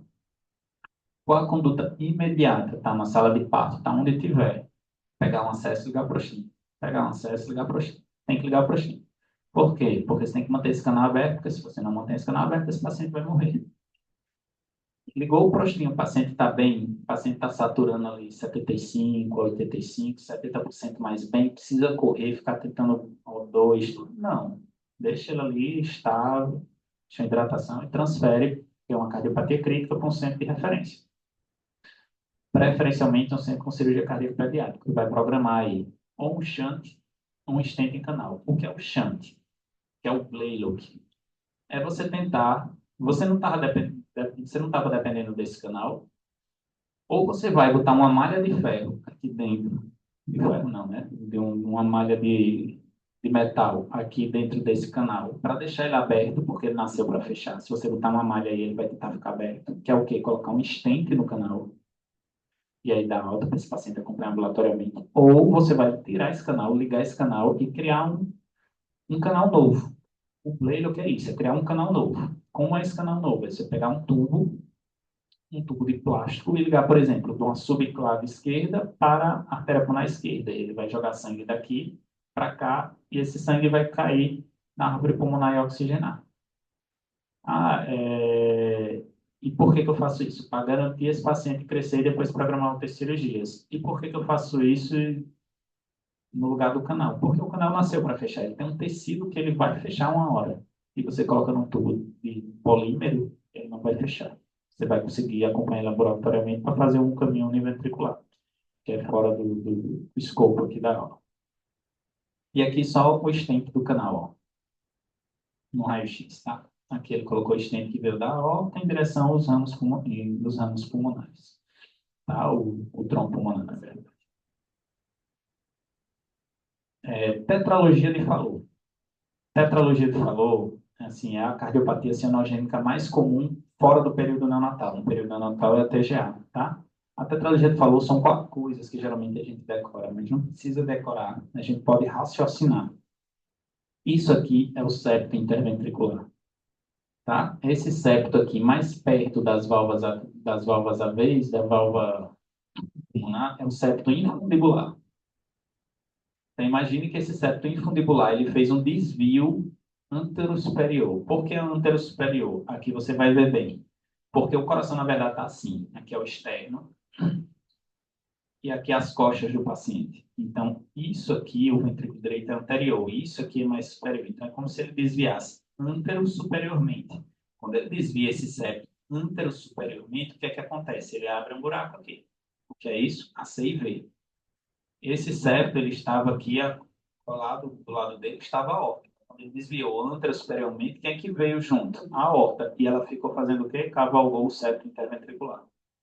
E esse septo, quando ele se desviou anterosuperiormente, quem era isso aqui? Isso aqui era a via de saída do ventrículo direito. Então, ele apertou a via de saída do ventrículo direito. O que é que aconteceu? Estenose subvalvar pulmonar. É subvalvar e valvar. Essa válvula também é pequena, mas ela começa desde o subvalvar. E essa estenose subvalvar aumenta a obstrução desse ventrículo direito ao fluxo. E esse ventrículo direito, o que é que está causando? Hipertrofia do ventrículo direito. Então, tudo acontece por causa desse desvio anterosuperior do septo infundibular. Ele causa um buraco aqui, essa aorta vem para cá, obstrui aqui, hipertrofia esse aqui. Tá? E aí, qual a clínica desse paciente? Aqui é um raio-x de um paciente mais velho, né? Aquele coraçãozinho em volta, um pouquinho mais de hipofluxo periférico e esse arco escavado aqui, né? Porque esse tronco pulmonar pequeno. Qual a clínica desse paciente?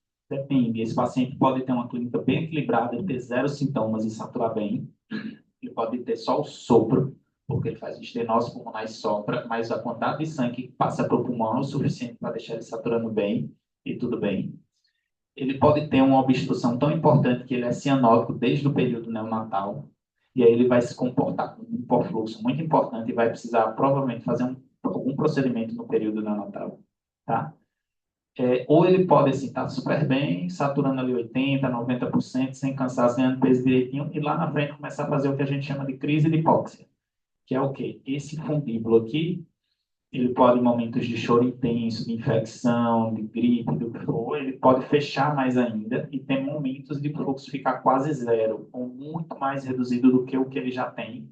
E essa saturação sai de 70, 80 para 40, 30. O paciente ficar muito cianótico e geralmente isso gera uma lipotímia, um síncope.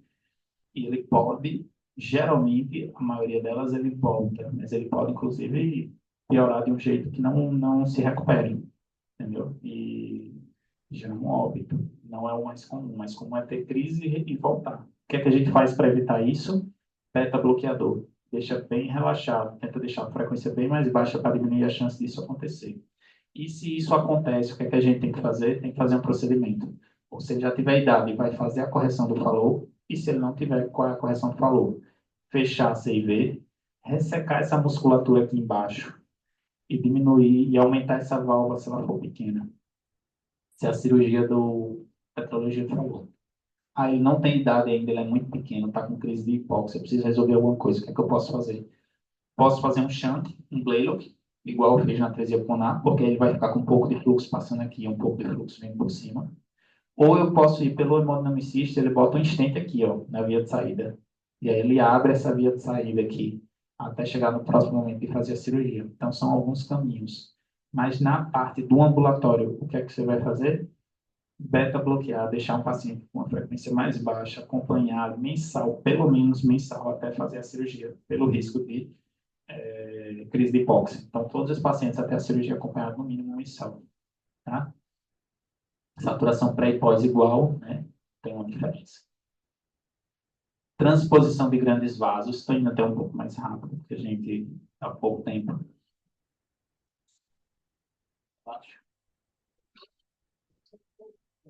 Não, às vezes é só o computador, a pessoa, né? Alguém disse aí que tá, o volume está baixo, continua baixo.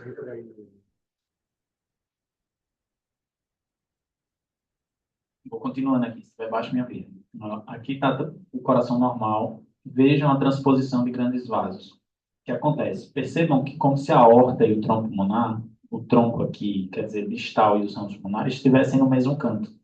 Mas a aorta, ela era para estar aqui, certo? E aí ela se desloca, ela não nasceu nenhuma malformação, em vez de ela sair do VE, ela sai do VD. Então ela veio para o lado de cá. Quando ela veio para o lado de cá, e a pulmonar, que está aqui, ela já está mais à esquerda. A parte dela do proximal vem para o lado de cá, o que é que acontece? Eles ficam em paralelo. Por que eles ficam em paralelo? Porque você mudou a origem, né? Você trouxe ela para cá e você trouxe a aorta para o outro lado. Mas a parte distal, né, que é o começo do arco, e aqui o tronco distal com seus ramos, eles já estavam na sua posição habitual. Então, quando você faz isso, os ramos ficam em paralelo, tá? E o que é que acontece? Aí é uma circulação ineficiente. A gente tem uma circulação em série, e essa circulação se torna em paralelo. Por que a gente tem a circulação em série? Porque do lado direito vai para o pulmão, do pulmão vai para o lado esquerdo, do lado esquerdo vai para a aorta.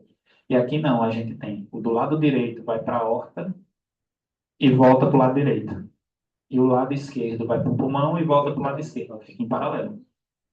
Então, o sangue que é oxigenado vai para o pulmão. O sangue é ineficiente, porque o pulmão quer oxigenar, mas ele já chega oxigenado. E o sangue que chega dessaturado vai para a aorta, mas o sangue que vai para a aorta precisa ser oxigenado, é um sangue ineficiente. Então, se ficar desse jeito, vai ficar gastando o O2, gastando a energia, e essa saturação vai ficando cada vez mais baixa, até o paciente não aguentar, suportar e falecer.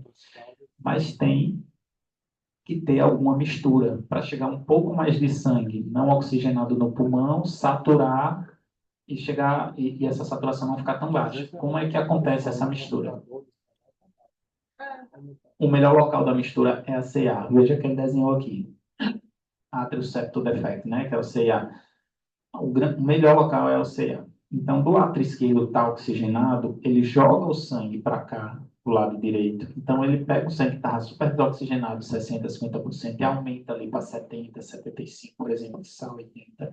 E aí ele sobe pela aorta 80%, que é uma saturação tolerável. Tá? E aqui o canal arterial. O canal arterial ele faz um shunt bidirecional, quer dizer, parte do sangue desoxigenado vai para o tronco pulmonar e vai para o pulmão esquerdo e direito para oxigenar, e parte do sangue que já estava oxigenado aqui no tronco pulmonar volta para a aorta para melhorar ainda mais a saturação da aorta para levar para os tecidos. Então é assim. Qual é o melhor canto de troca? O melhor canto de troca é a CIA. Não é o canal, é a CIA. Ele precisa ter uma boa CIA, esse paciente. Qual a clínica? Esse paciente geralmente nasce bem, nasce termo, nasce bem e cianótico. Qual a ausculta? Geralmente não tem. Quer dizer, não tem sopro, né? Uma ausculta normal. Ou você pode ter uma B2 mais hiperfonética, porque a aorta está mais anterior. Mas, assim, o principal é não tem sopro, é cianótico e geralmente é eupneico. Geralmente não tem outros sintomas. Qual a conduta imediata? Bebê cianótico, RN cianótico, recém-nascido cianótico é igual a urgência, é igual a canal, é igual a acesso, prostim. Bem, depois você vai descobrir o que é. Acesso, prostim e transferência rápida para o centro de referência. Procedimento neonatal.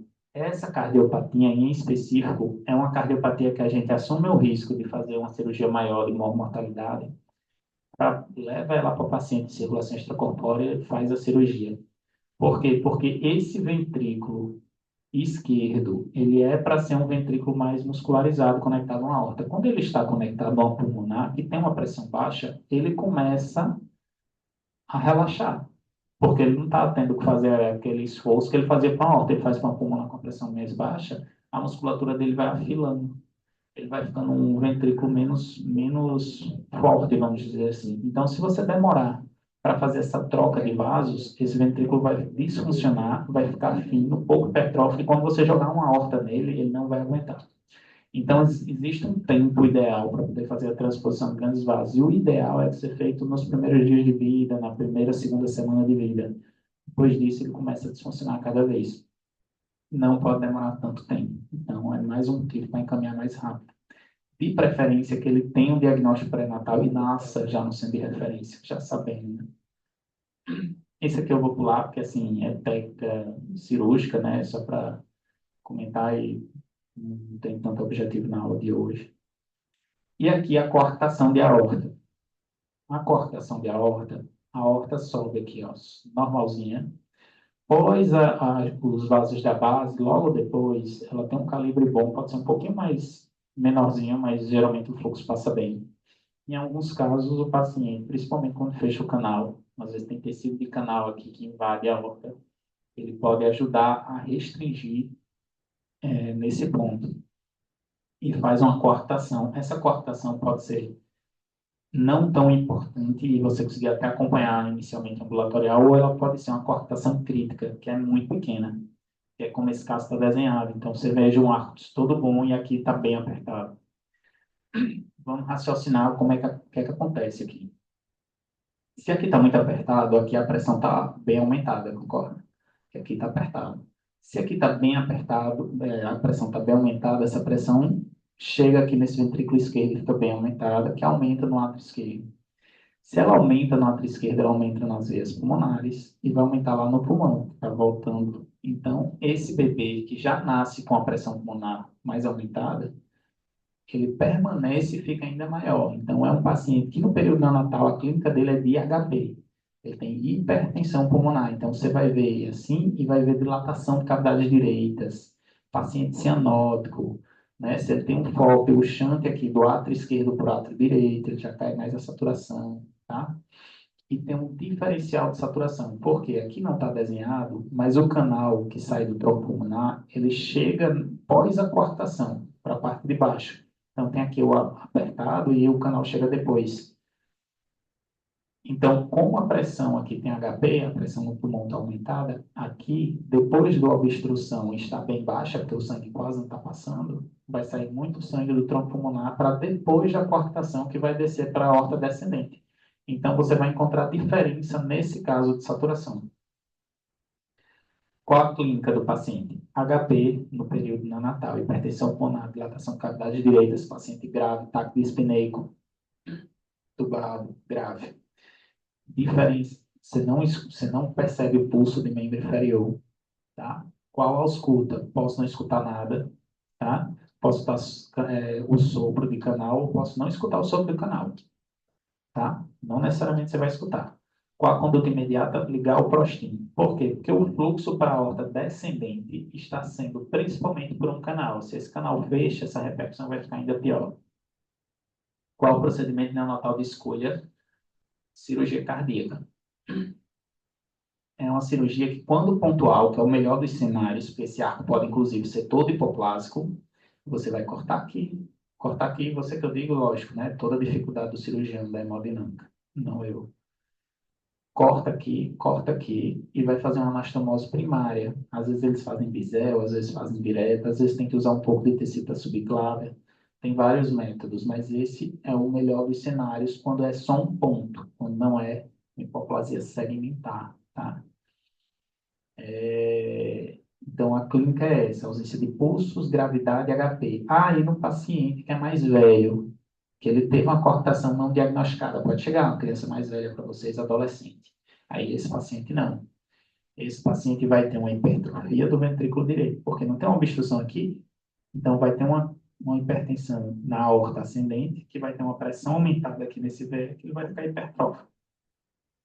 Se ele vai ficar hipertrófico, ele pode ser um pouco cansado, mas você vai notar principalmente a hipertrofia desse ventrículo átrio esquerdo dilatado, e ele pode ter congestão pulmonar e ser um pouco cansado. E geralmente esse paciente vai tender a ter uma hipertensão, principalmente no segmento superior, né? Está aqui saindo subclávias, carótidas, e para baixo ele vai ter mais hipotensão. Então, ele vai ter hipertensão. Que essa hipertensão, mesmo pós-cirúrgico, às vezes não se reverte, né? Às vezes é um paciente que precisa ficar recebendo um hipertensivo posteriormente. Esse é o paciente mais velho que vai chegar para vocês. E aqui é o clássico, né? Assim, o mais grave das cardiopatias que a gente vê congênitas, síndrome do coração esquerdo hipoplásico. Ele é um espectro, mas assim, o clássico dele é ter uma atresia mitral, uma atresia aórtica. Então, quando você não tem mitral e aorta, o sangue, praticamente, esse ventrículo é virtual, você praticamente nem vê, tá? Então, se você não passa sangue para essa aorta, e essa aorta é muito, muito, muito fina, muito, muito fina mesmo, esse sangue precisa sair por algum canto. Esse sangue chegou nas pulmonares. Então, ele precisa ter uma boa CIA. Então, todo o sangue que chegou do lado esquerdo passa para o lado direito. Desceu para cá, junto com as cavas, sobe na aorta, na pulmonar. E aí, quando sobe na pulmonar, ele vai para um pulmão, para o outro, mas ele não precisa ter sangue na aorta. Se você não tem sangue na aorta, você não tem como sobreviver. Então, você precisa chegar sangue na cabeça, né, no cérebro, no rim. Como é que vai chegar desse jeito? Através de um canal arterial. Então, o canal arterial está aqui, ó, o sangue vai sair do tronco pulmonar, vai uma parte para os pulmões e uma parte vai chegar na aorta. E aí ele vai descer pela aorta, subir pelos seus vasos da base, voltar pela aorta ascendente até o comecinho da aorta, porque lá está as coronárias. Então, essa aorta é bem pequenininha, então se esse sangue não chega bem, esse paciente infarta, inclusive. Tá? Clínica é aquela daquele último caso. Paciente estava ótimo, nasceu bem, e do nada ele choca. Por que esse paciente choca? Hipotensão, gravidade, palidez, você não palpa pulso em canto nenhum. Porque ele tinha um canal que estava mantendo o fluxo para a aorta dele. Quando esse canal restringiu ou fechou, acabou o sangue do cérebro, acabou o sangue da coronária, acabou o sangue do segmento inferior. E aí, nesse momento, ele choca. Não tem pulso em canto nenhum. Pálido, você faz uma reanimação rápida, volume, e tenta ligar para o STIM para ver se esse canal reabre. Se você pegar nessa fase, a chance de sucesso é muito pequena. Né? O coração, sim, o coração esquerdo, você tem que ter um diagnóstico pré para manejar ele melhor. Aqui a cirurgia, acho que não vale a pena também no escopo da aula. E aqui os casos que eu tinha falado. Paciente termo, desconforto, 48 horas de vida, taquispneico, cianótico, taquicárdico, saturas 88% pré-ductal na mãozinha direita, 70% pós-ductal no pé. Não palpou pulso. Quem é esse paciente? Bebê, coartação de aorta crítica. Tá? Então, ele satura 88%, porque a aorta só, ele já tinha o sangue mais insaturado aqui, por causa da hipertensão pulmonar. E aí, quando ele sobe a 88%, saiu aqui no bracinho direito, saiu pela subclávia direita.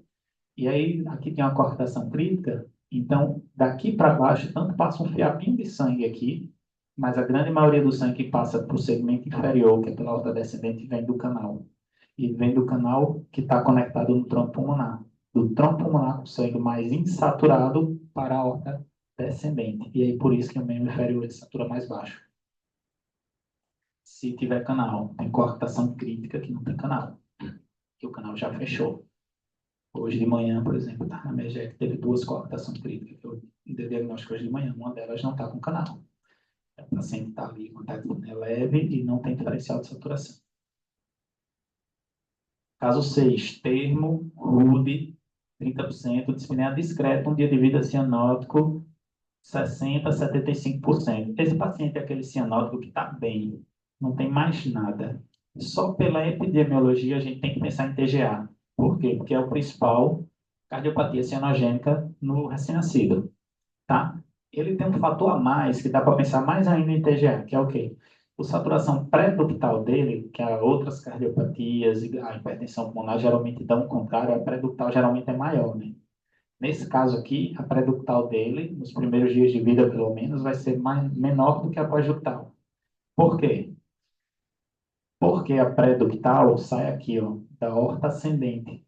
Tem um tronco brachicefálico aqui embaixo e aí vai sair a subclávia direita, que chegou do sangue que veio do lado direito do coração. E esse lado direito do coração está conectado nas cavas. Então, ele sobe com a saturação, por exemplo, de 60%.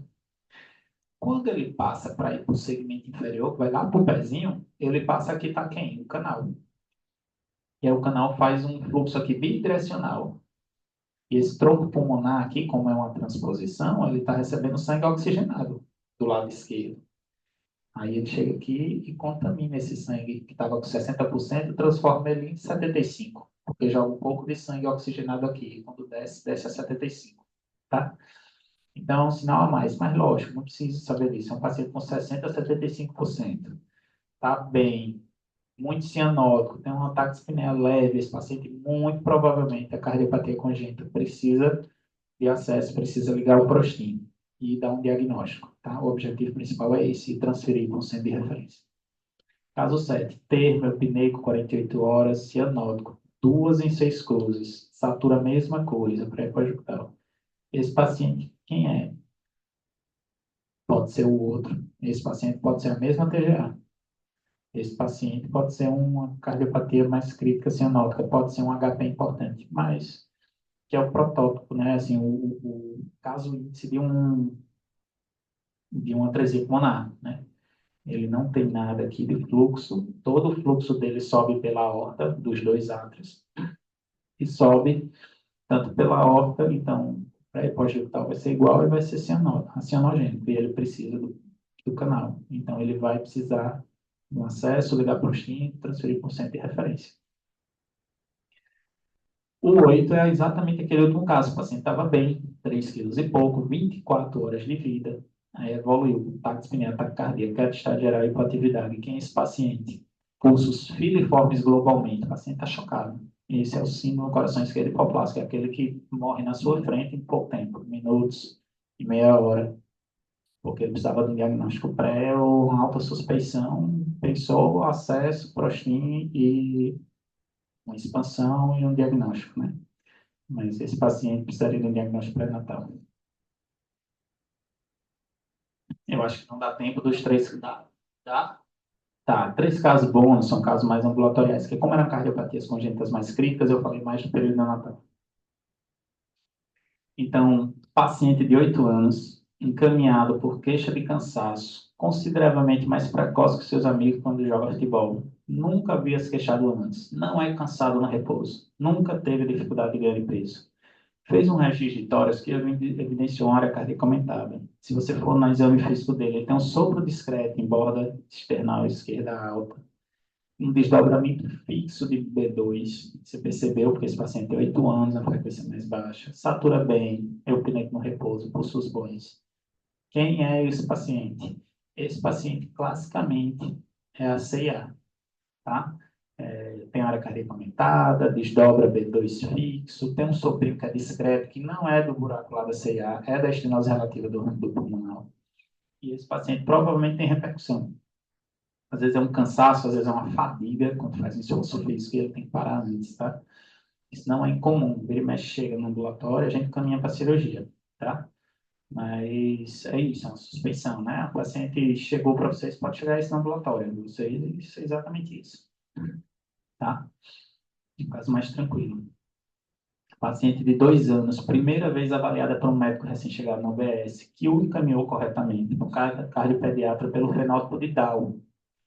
A mãe refere que o paciente era cansada quando era mais nova, tinha dificuldade de ganho de peso, mas que com o tempo foi melhorando do cansaço e do ganho de peso. Hoje, cianótica 2 cruzes, satura 85%, uma B2 perfonete, não escuta sopro. Quem é esse paciente? Esse paciente foi o Down que perdeu o tempo. Esse paciente foi o Down que perdeu o tempo. Esse paciente era para ter sido encaminhado lá atrás, ou a mãe era para ter procurado. Esse paciente era para ter acompanhado, porque muito provavelmente ele tem um defeito septo que perdeu o tempo da cirurgia. se a satura é 85, provavelmente, lógico, que esse paciente tem que ser diagnosticado, mas com 2 anos de idade, Down, ele desenvolve HP muito precoce, o Down, principalmente no defeito septo. Então, com 2 anos, ele vai fazer um eco, vai dar esse diagnóstico, a gente vai fazer um cateterismo para ver se ele ainda tem condições de um procedimento cirúrgico de correção, mas provavelmente ele não tem. Provavelmente ele vai ser um paciente. Pior prognóstico, cianótico, que vai acompanhar ambulatorialmente, fazer tratamento de HP com o tempo, tá? Paciente CIV moderada com 2 meses de idade, ele teve esse diagnóstico, era cansado, tinha um sopro de 3 fusos em 6, tinha ganho de peso arrastado, perdeu o segmento, retornou com 1 ano de idade. Mas refere que o paciente começou a melhorar do cansaço e do ganho de peso, e não viu mais necessidade de segmento. O paciente é acianótico, tá, ok, satura de 94, é um sopro de 1 cruz em 6. Quem é esse paciente? Esse paciente tem 2 possibilidades. Ou essa CIV dele reduziu com o tempo espontaneamente, e vamos torcer para que seja isso. Ou esse paciente começou a desenvolver hipertensão pulmonar. E se ele desenvolve hipertensão pulmonar pelo hiperfluxo prévio, apesar da CIV grande, ele começa a aumentar a pressão no ventrículo direito também. E aí, com a pressão do ventrículo direito aumentada, o shunt que vinha do lado esquerdo para o lado direito diminui. Se diminui o hiperfluxo, esse paciente se torna menos descansado e começa a ganhar peso mais rápido. Isso não é bom. Se for por hipertensão pulmonar, ele está piorando o prognóstico dele. Então, é um paciente que a gente se assusta se ele demorar a chegar e começar a chegar sem cansaço, diminuindo o sopro. É um paciente que a gente tem que ver precocemente. Porque se ele tiver diminuído a CIV ou fechado, ótimo. Se ele não tiver diminuído e tiver desenvolvendo HP, ele vai. Se tiver indicação ainda de cirurgia, ele vai piorar o prognóstico da cirurgia. A chance de dar uma morbimortalidade maior na cirurgia. Ou ele pode ser que ele não possa mais fazer a cirurgia. Entendeu? E isso é uma percepção que às vezes a gente encontrava, principalmente em Recife. A mãe parou de. Porque o menino parou de cansar. Vamos ver. Na verdade, essa é uma piora clínica, se você for pensar pelo prognóstico cirúrgico. Então, de conclusão, assim, a triagem neonatal bem feita, né? Não tem nem o que demorar nesse assunto. É um teste do coraçãozinho e exame físico, né? O teste de triagem neonatal não necessariamente vai ser feito pelo médico, né? Vai ser feito pela enfermeira, pelo hospital. Mas eu acho que a triagem neonatal não é só o teste do coraçãozinho, né? O exame físico. E o exame físico tem que valorizar a palpação de pulso. Às vezes palpa palpa no membro superior. Mas lembre que sopro não denota gravidade. Eu acho mais importante ver um estado geral de uma criança, um ataque de espinéia, um paciente mais grave, assim, que cansado, do que um sopro. Principalmente um sopro pequeno, né? Um sopro de 1 ou 2 cruzes. E um pulso de membro inferior, tá? Então, criar o hábito de palpar pulso. Sopro não denota gravidade. Sopro pode ser um sopro inocente, pode ser um sopro de uma CIV pequena que não vai trazer repercussão. Mas, lógico que isso vai merecer uma avaliação. Mas criar o hábito de palpar pulso, ver saturação. Às vezes, a cianose não é tão perceptível a nível ambulatorial. Pensa, nem todas elas você vai ver isso bem. Com a curva boa, vai ver melhor uma saturação mais baixa. Baixa saturação, redução de pulsos, taxipneia, baixo clínico de peso, síndrome de Down, se atentar principalmente a isso, para encaminhar precocemente. Essa aula eu fiz basicamente assim, tem um tratado, né, que é o Mollison Adams na Heart Disease, que é um tratado americano de cardiopatia congênita, que eu acho ele excelente para clínica, bem extenso, mas é muito bom. Mas essa aula eu fiz baseado não só na literatura, mas na vivência, né? Na vivência na MEGEC, no Rio Grande, e na MICO, nos pacientes que chegam para mim, como chegam, para dizer a você como é a evolução natural e como a gente acompanha esses pacientes. E, além disso, usei as figuras do CDC, no americano, tem exatamente no site assim, que tem todas essas figuras de cada cardiopatia. Como é essa cardiopatia? Se você for lá, vai ter a figura, e eu acho que a figura ajuda a raciocinar. Quando vocês tiverem algum paciente, eu faço isso na MEGEC, onde eu tiver com um residente, a gente senta para desenhar o coração, inclusive com os pais, eu faço assim, para poder eles entenderem como é que funciona, né? É muito desenho, cardiopatia congênita, para você entender como é que está a fisiologia dos fluxos. Não tenho Instagram, me perguntaram quando foi por aqui, não tenho, eu tenho telefone. Quem quiser mandar e discutir algum caso, se tiver com algum caso diferente, fica à vontade, tá? E por último, eu Eu queria deixar aqui que a gente sempre faz a propaganda da Amico, eu adoro trabalhar na Amico. Acho demais prazeroso, é uma organização filantrópica sem fins lucrativos que recebe boa parte dos pacientes no interior de todo o campo de cardiopatia congênita pré e pós-cirúrgico, né? Então, sempre deixo quem quiser ajudar, compartilhar essa mensagem com todo mundo, porque depende realmente de doações. E obrigado.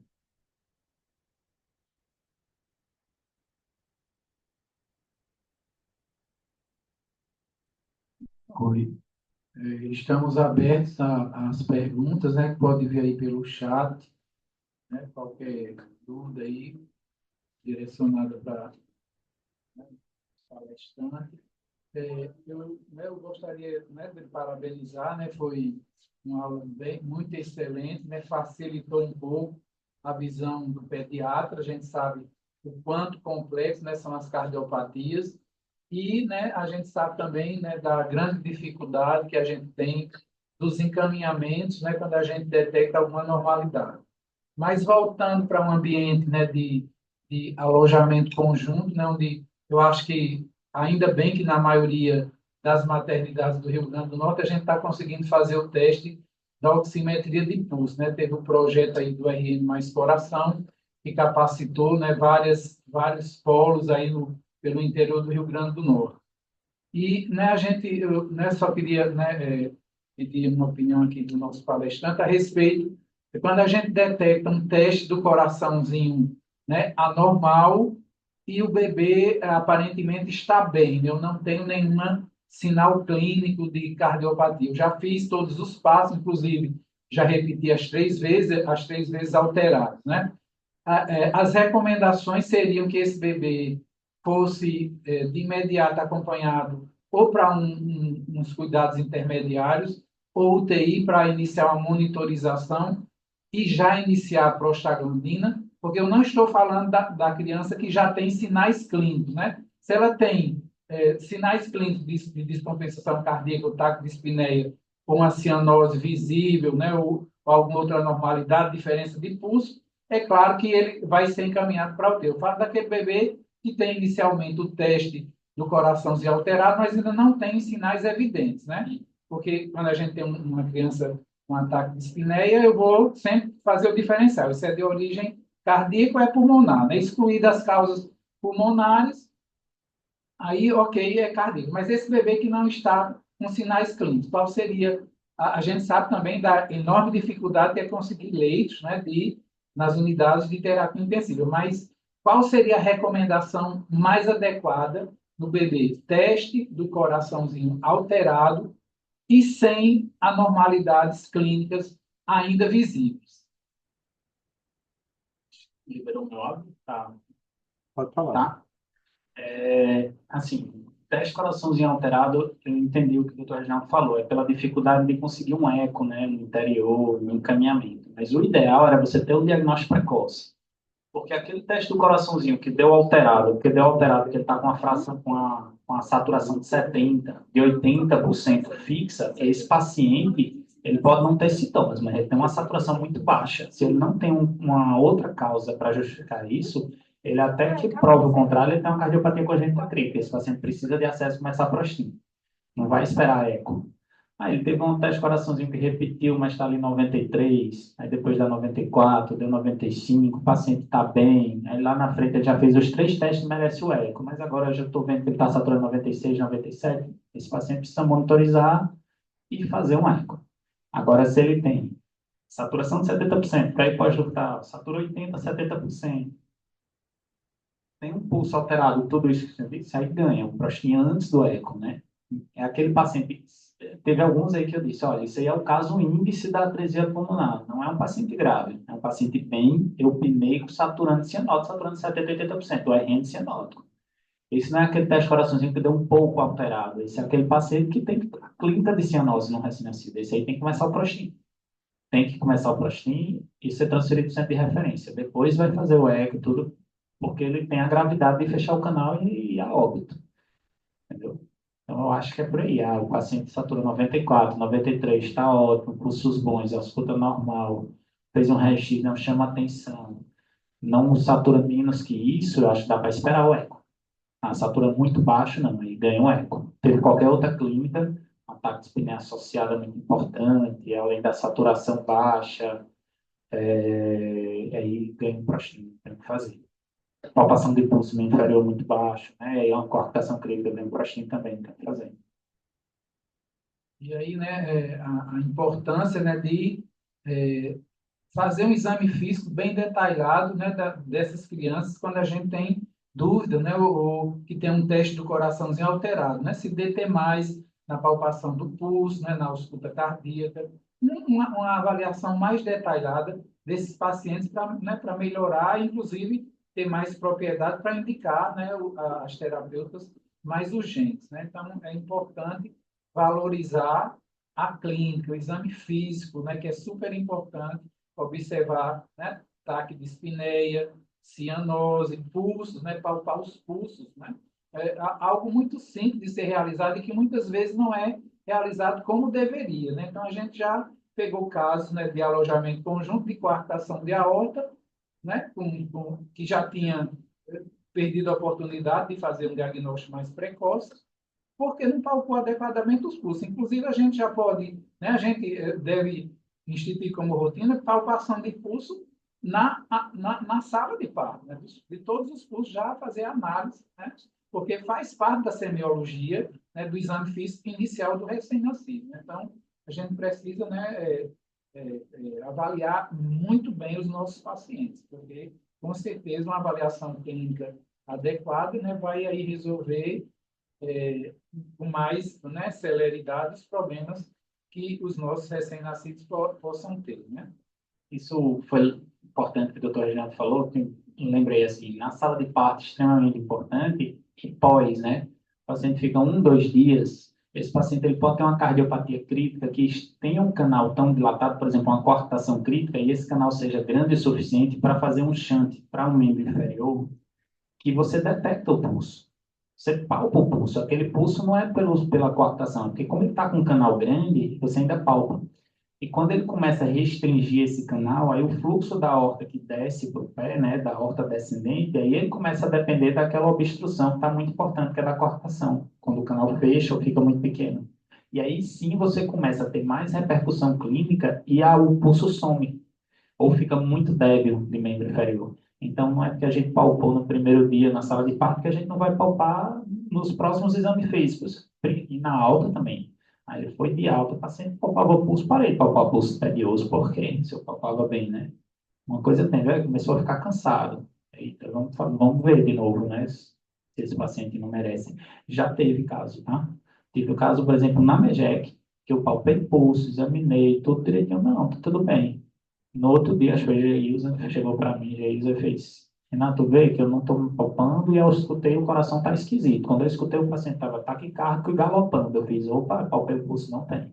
Então o pulso sumiu. A gente fez um eco na coartação crítica, levou para o Rio Grande e operou. Por que a gente reavaliou esse paciente? Porque Geilza palpou no segundo dia de vida, entendeu? Eu já tinha palpado tudo e ela viu antes de alta e viu que estava diferente. Então isso é um cuidado contínuo, né? Quem vai fazer isso principalmente vai ser o pediatra da ponta, né? Pessoal, alguma pergunta, dúvida aqui, né? O doutor Renato está aqui para tirar as dúvidas.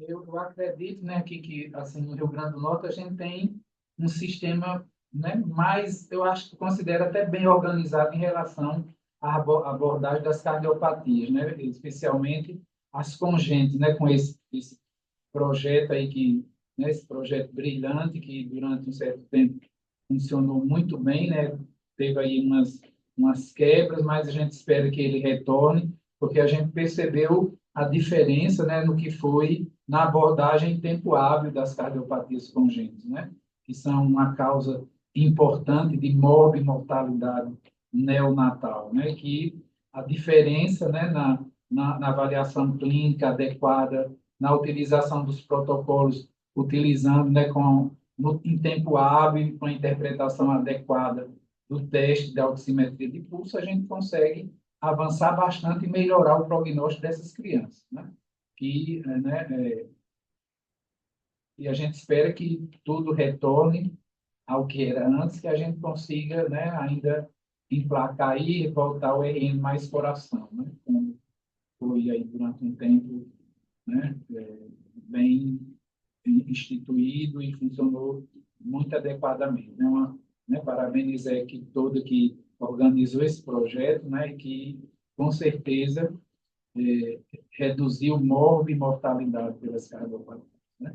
Também, né, a gente gosta de salientar a importância do trabalho da Amico, né, em todo o apoio né, para essas crianças cardiopatas, né, como Renato falou, uma instituição sem fins lucrativos e que exerce um papel primordial na saúde das crianças do Rio Grande do Norte, tanto dando o apoio às famílias, como encaminhando para as terapêuticas adequadas, né, e fazendo também o segmento das crianças que foram, né, atendidas, e, né, realmente um trabalho muito louvável e, né, que merece todo o nosso aplauso e apoio. E aí, né, se aí tiver alguma pergunta, se não tiver, eu gostaria, né, de agradecer mais uma vez, né, parabenizar pela brilhante apresentação, né, a gente foi muito bom ver as figuras e tentar entender, né, é complexo, são muitas cardiopatias, mas dá para entender, né, pensando no fluxo que a gente poderia ter como sinal, né, e entender o que pode estar acontecendo para melhorar, né, o nosso manuseio dessas crianças, né? É importante, né, como o professor falou, né, ter uma atitude para evitar, né, para encaminhar em tempo hábil e evitar a morte e mortalidade, né? Porque, por exemplo, né, em relação às crianças com síndrome de Down, eu acho que hoje é praticamente o protocolo que 100% realizem um ecocardiograma, né? Então, hoje em dia, a gente não aceita mais que um paciente com síndrome de Down, nascido aonde quer que seja, não tenha uma avaliação cardiológica com um ecocardiograma, né? Porque 50% tem o defeito de septato ventricular, né? Então, a gente tem que lutar para que a gente consiga realmente né, aplicar os protocolos, né? E crianças com teste do coraçãozinho alterado, né, que também precisam fazer o eco, mesmo que estejam bem, é necessário. O protocolo existe que seja feito e a gente tem que buscar, né, aonde realizar e tentar, de alguma maneira, viabilizar que esses pacientes façam o que preconiza as sociedades científicas, né? Então, né, eu sei que tem muitas dificuldades, eu entendo. O Brasil é muito grande, o Rio Grande do Norte não é tão grande, mas tem muitas, né? É muito heterogêneo. Tem, aqui em Natal a gente tem uma maior facilidade. Eu sei que tem muitas cidades que não tem, mas a gente vai encaminhando, né, através das referências do SUS para a gente conseguir oferecer o melhor aos nossos pacientes. A gente tem que oferecer também em tempo hábil, né? Porque como aqui o professor falou, chegando muito tardiamente, muitas vezes a gente não tem muito mais o que oferecer para melhorar a qualidade de vida da criança. Então, a gente tem que, né, brigar e orientar as famílias para que vão ao Ministério Público para conseguir, né, caso tenha algum empecilho na realização do que os protocolos orientam, que a gente, né, encaminhe a família para o Ministério Público, para a Defensoria Pública, para que eles consigam, através, né, do auxílio da justiça, quando muitas vezes é negado o direito, e que eles consigam fazer o que é necessário para que tenham uma qualidade de vida e para que sobrevivam, principalmente, né? E especialmente em tempo hábil, realizando os procedimentos em tempo hábil. Então, a gente, né, tem um papel muito importante, né? O pediatra e o médico que atende criança, né? Em detectar precocemente e encaminhar em tempo hábil para que a gente melhore a qualidade de vida dessa criança, né? Então, isso é importante ter isso em mente, né? E, né, a gente está chegando ao final aqui, não tendo mais nenhuma pergunta. Vamos encerrar, né? Podemos encerrar e agradecer novamente, parabenizar. Obrigado, Saí daqui, fico à disposição. saí Tá? daqui hoje muito mais entendido de cardiopatias congênitas e cardiopatia no aqui. Obrigado, fico à disposição. Tinha deixado até meu telefone para passar o que precisarem, né? Discutir algum caso, alguma cardiopatia que descobriram, que às vezes estão no interior, teve algum, está demorando para chegar no cardio pediatra, acabou fazendo um eco com um cardiologista de adulto, que ele viu alguma coisa alterada, né? Assim, às vezes ele é um bom cardiografista, mas não tem aquela vivência do cardiopediatra, né? Não sabe avaliar tão bem a repercussão que aquilo ali poderia trazer por tempo, como serão os tempos. Então ele faz o eco, já ajuda, né? Mas aí tendo essa informação também, às vezes cai na mão de vocês e faz o que é que eu faço? Isso é urgente? Precisa ir logo? Precisa levar para cirurgia, entendeu? Então pode entrar em contato comigo, com o Raimundo, discute e a gente vê qual o melhor caminho para esse paciente. Já aconteceu, por exemplo, uma pessoa ligar para mim de Mossoró, mandar mensagem que queria mandar um menino de 3 meses, 4 meses para mim, para fazer uma consulta. Eu disse, como é esse menino? Aí mandaram a foto do eco, era uma seiva imensa de 9. Eu fiz, esse menino está cansado, muito cansado, está morrendo de cansado aqui. Quanto de peso? Tanto, 5 e pouco. Eu já ganhou peso com esse cansaço, seiva imensa, não vai adiantar uma consulta minha, não. Esse menino, você precisa transferir ele para UTI de Mossoró e transferir para o Rio Grande para operar. Quando cheguei na outra semana, ele estava lá no Rio Grande e operou, ele ficou bem, entendeu? A consulta não ia ajudar. Ele já tinha muito tempo de CV, muita repercussão, muito cansado e já conseguiu um peso que dava para operar. Ele precisava ser transferido, porque a qualquer momento ele podia pegar uma pneumonia, entubar, ganhar uma UTI e demorar, entendeu? Então, às vezes, uma discussão dessa acelera. E eu fico à disposição, eu tenho certeza que a Raimundo é super solícito também, para um caso ou outro que vocês tiverem e quiser discutir, para a gente ver qual o melhor caminho das pedras para aquele paciente. Tá?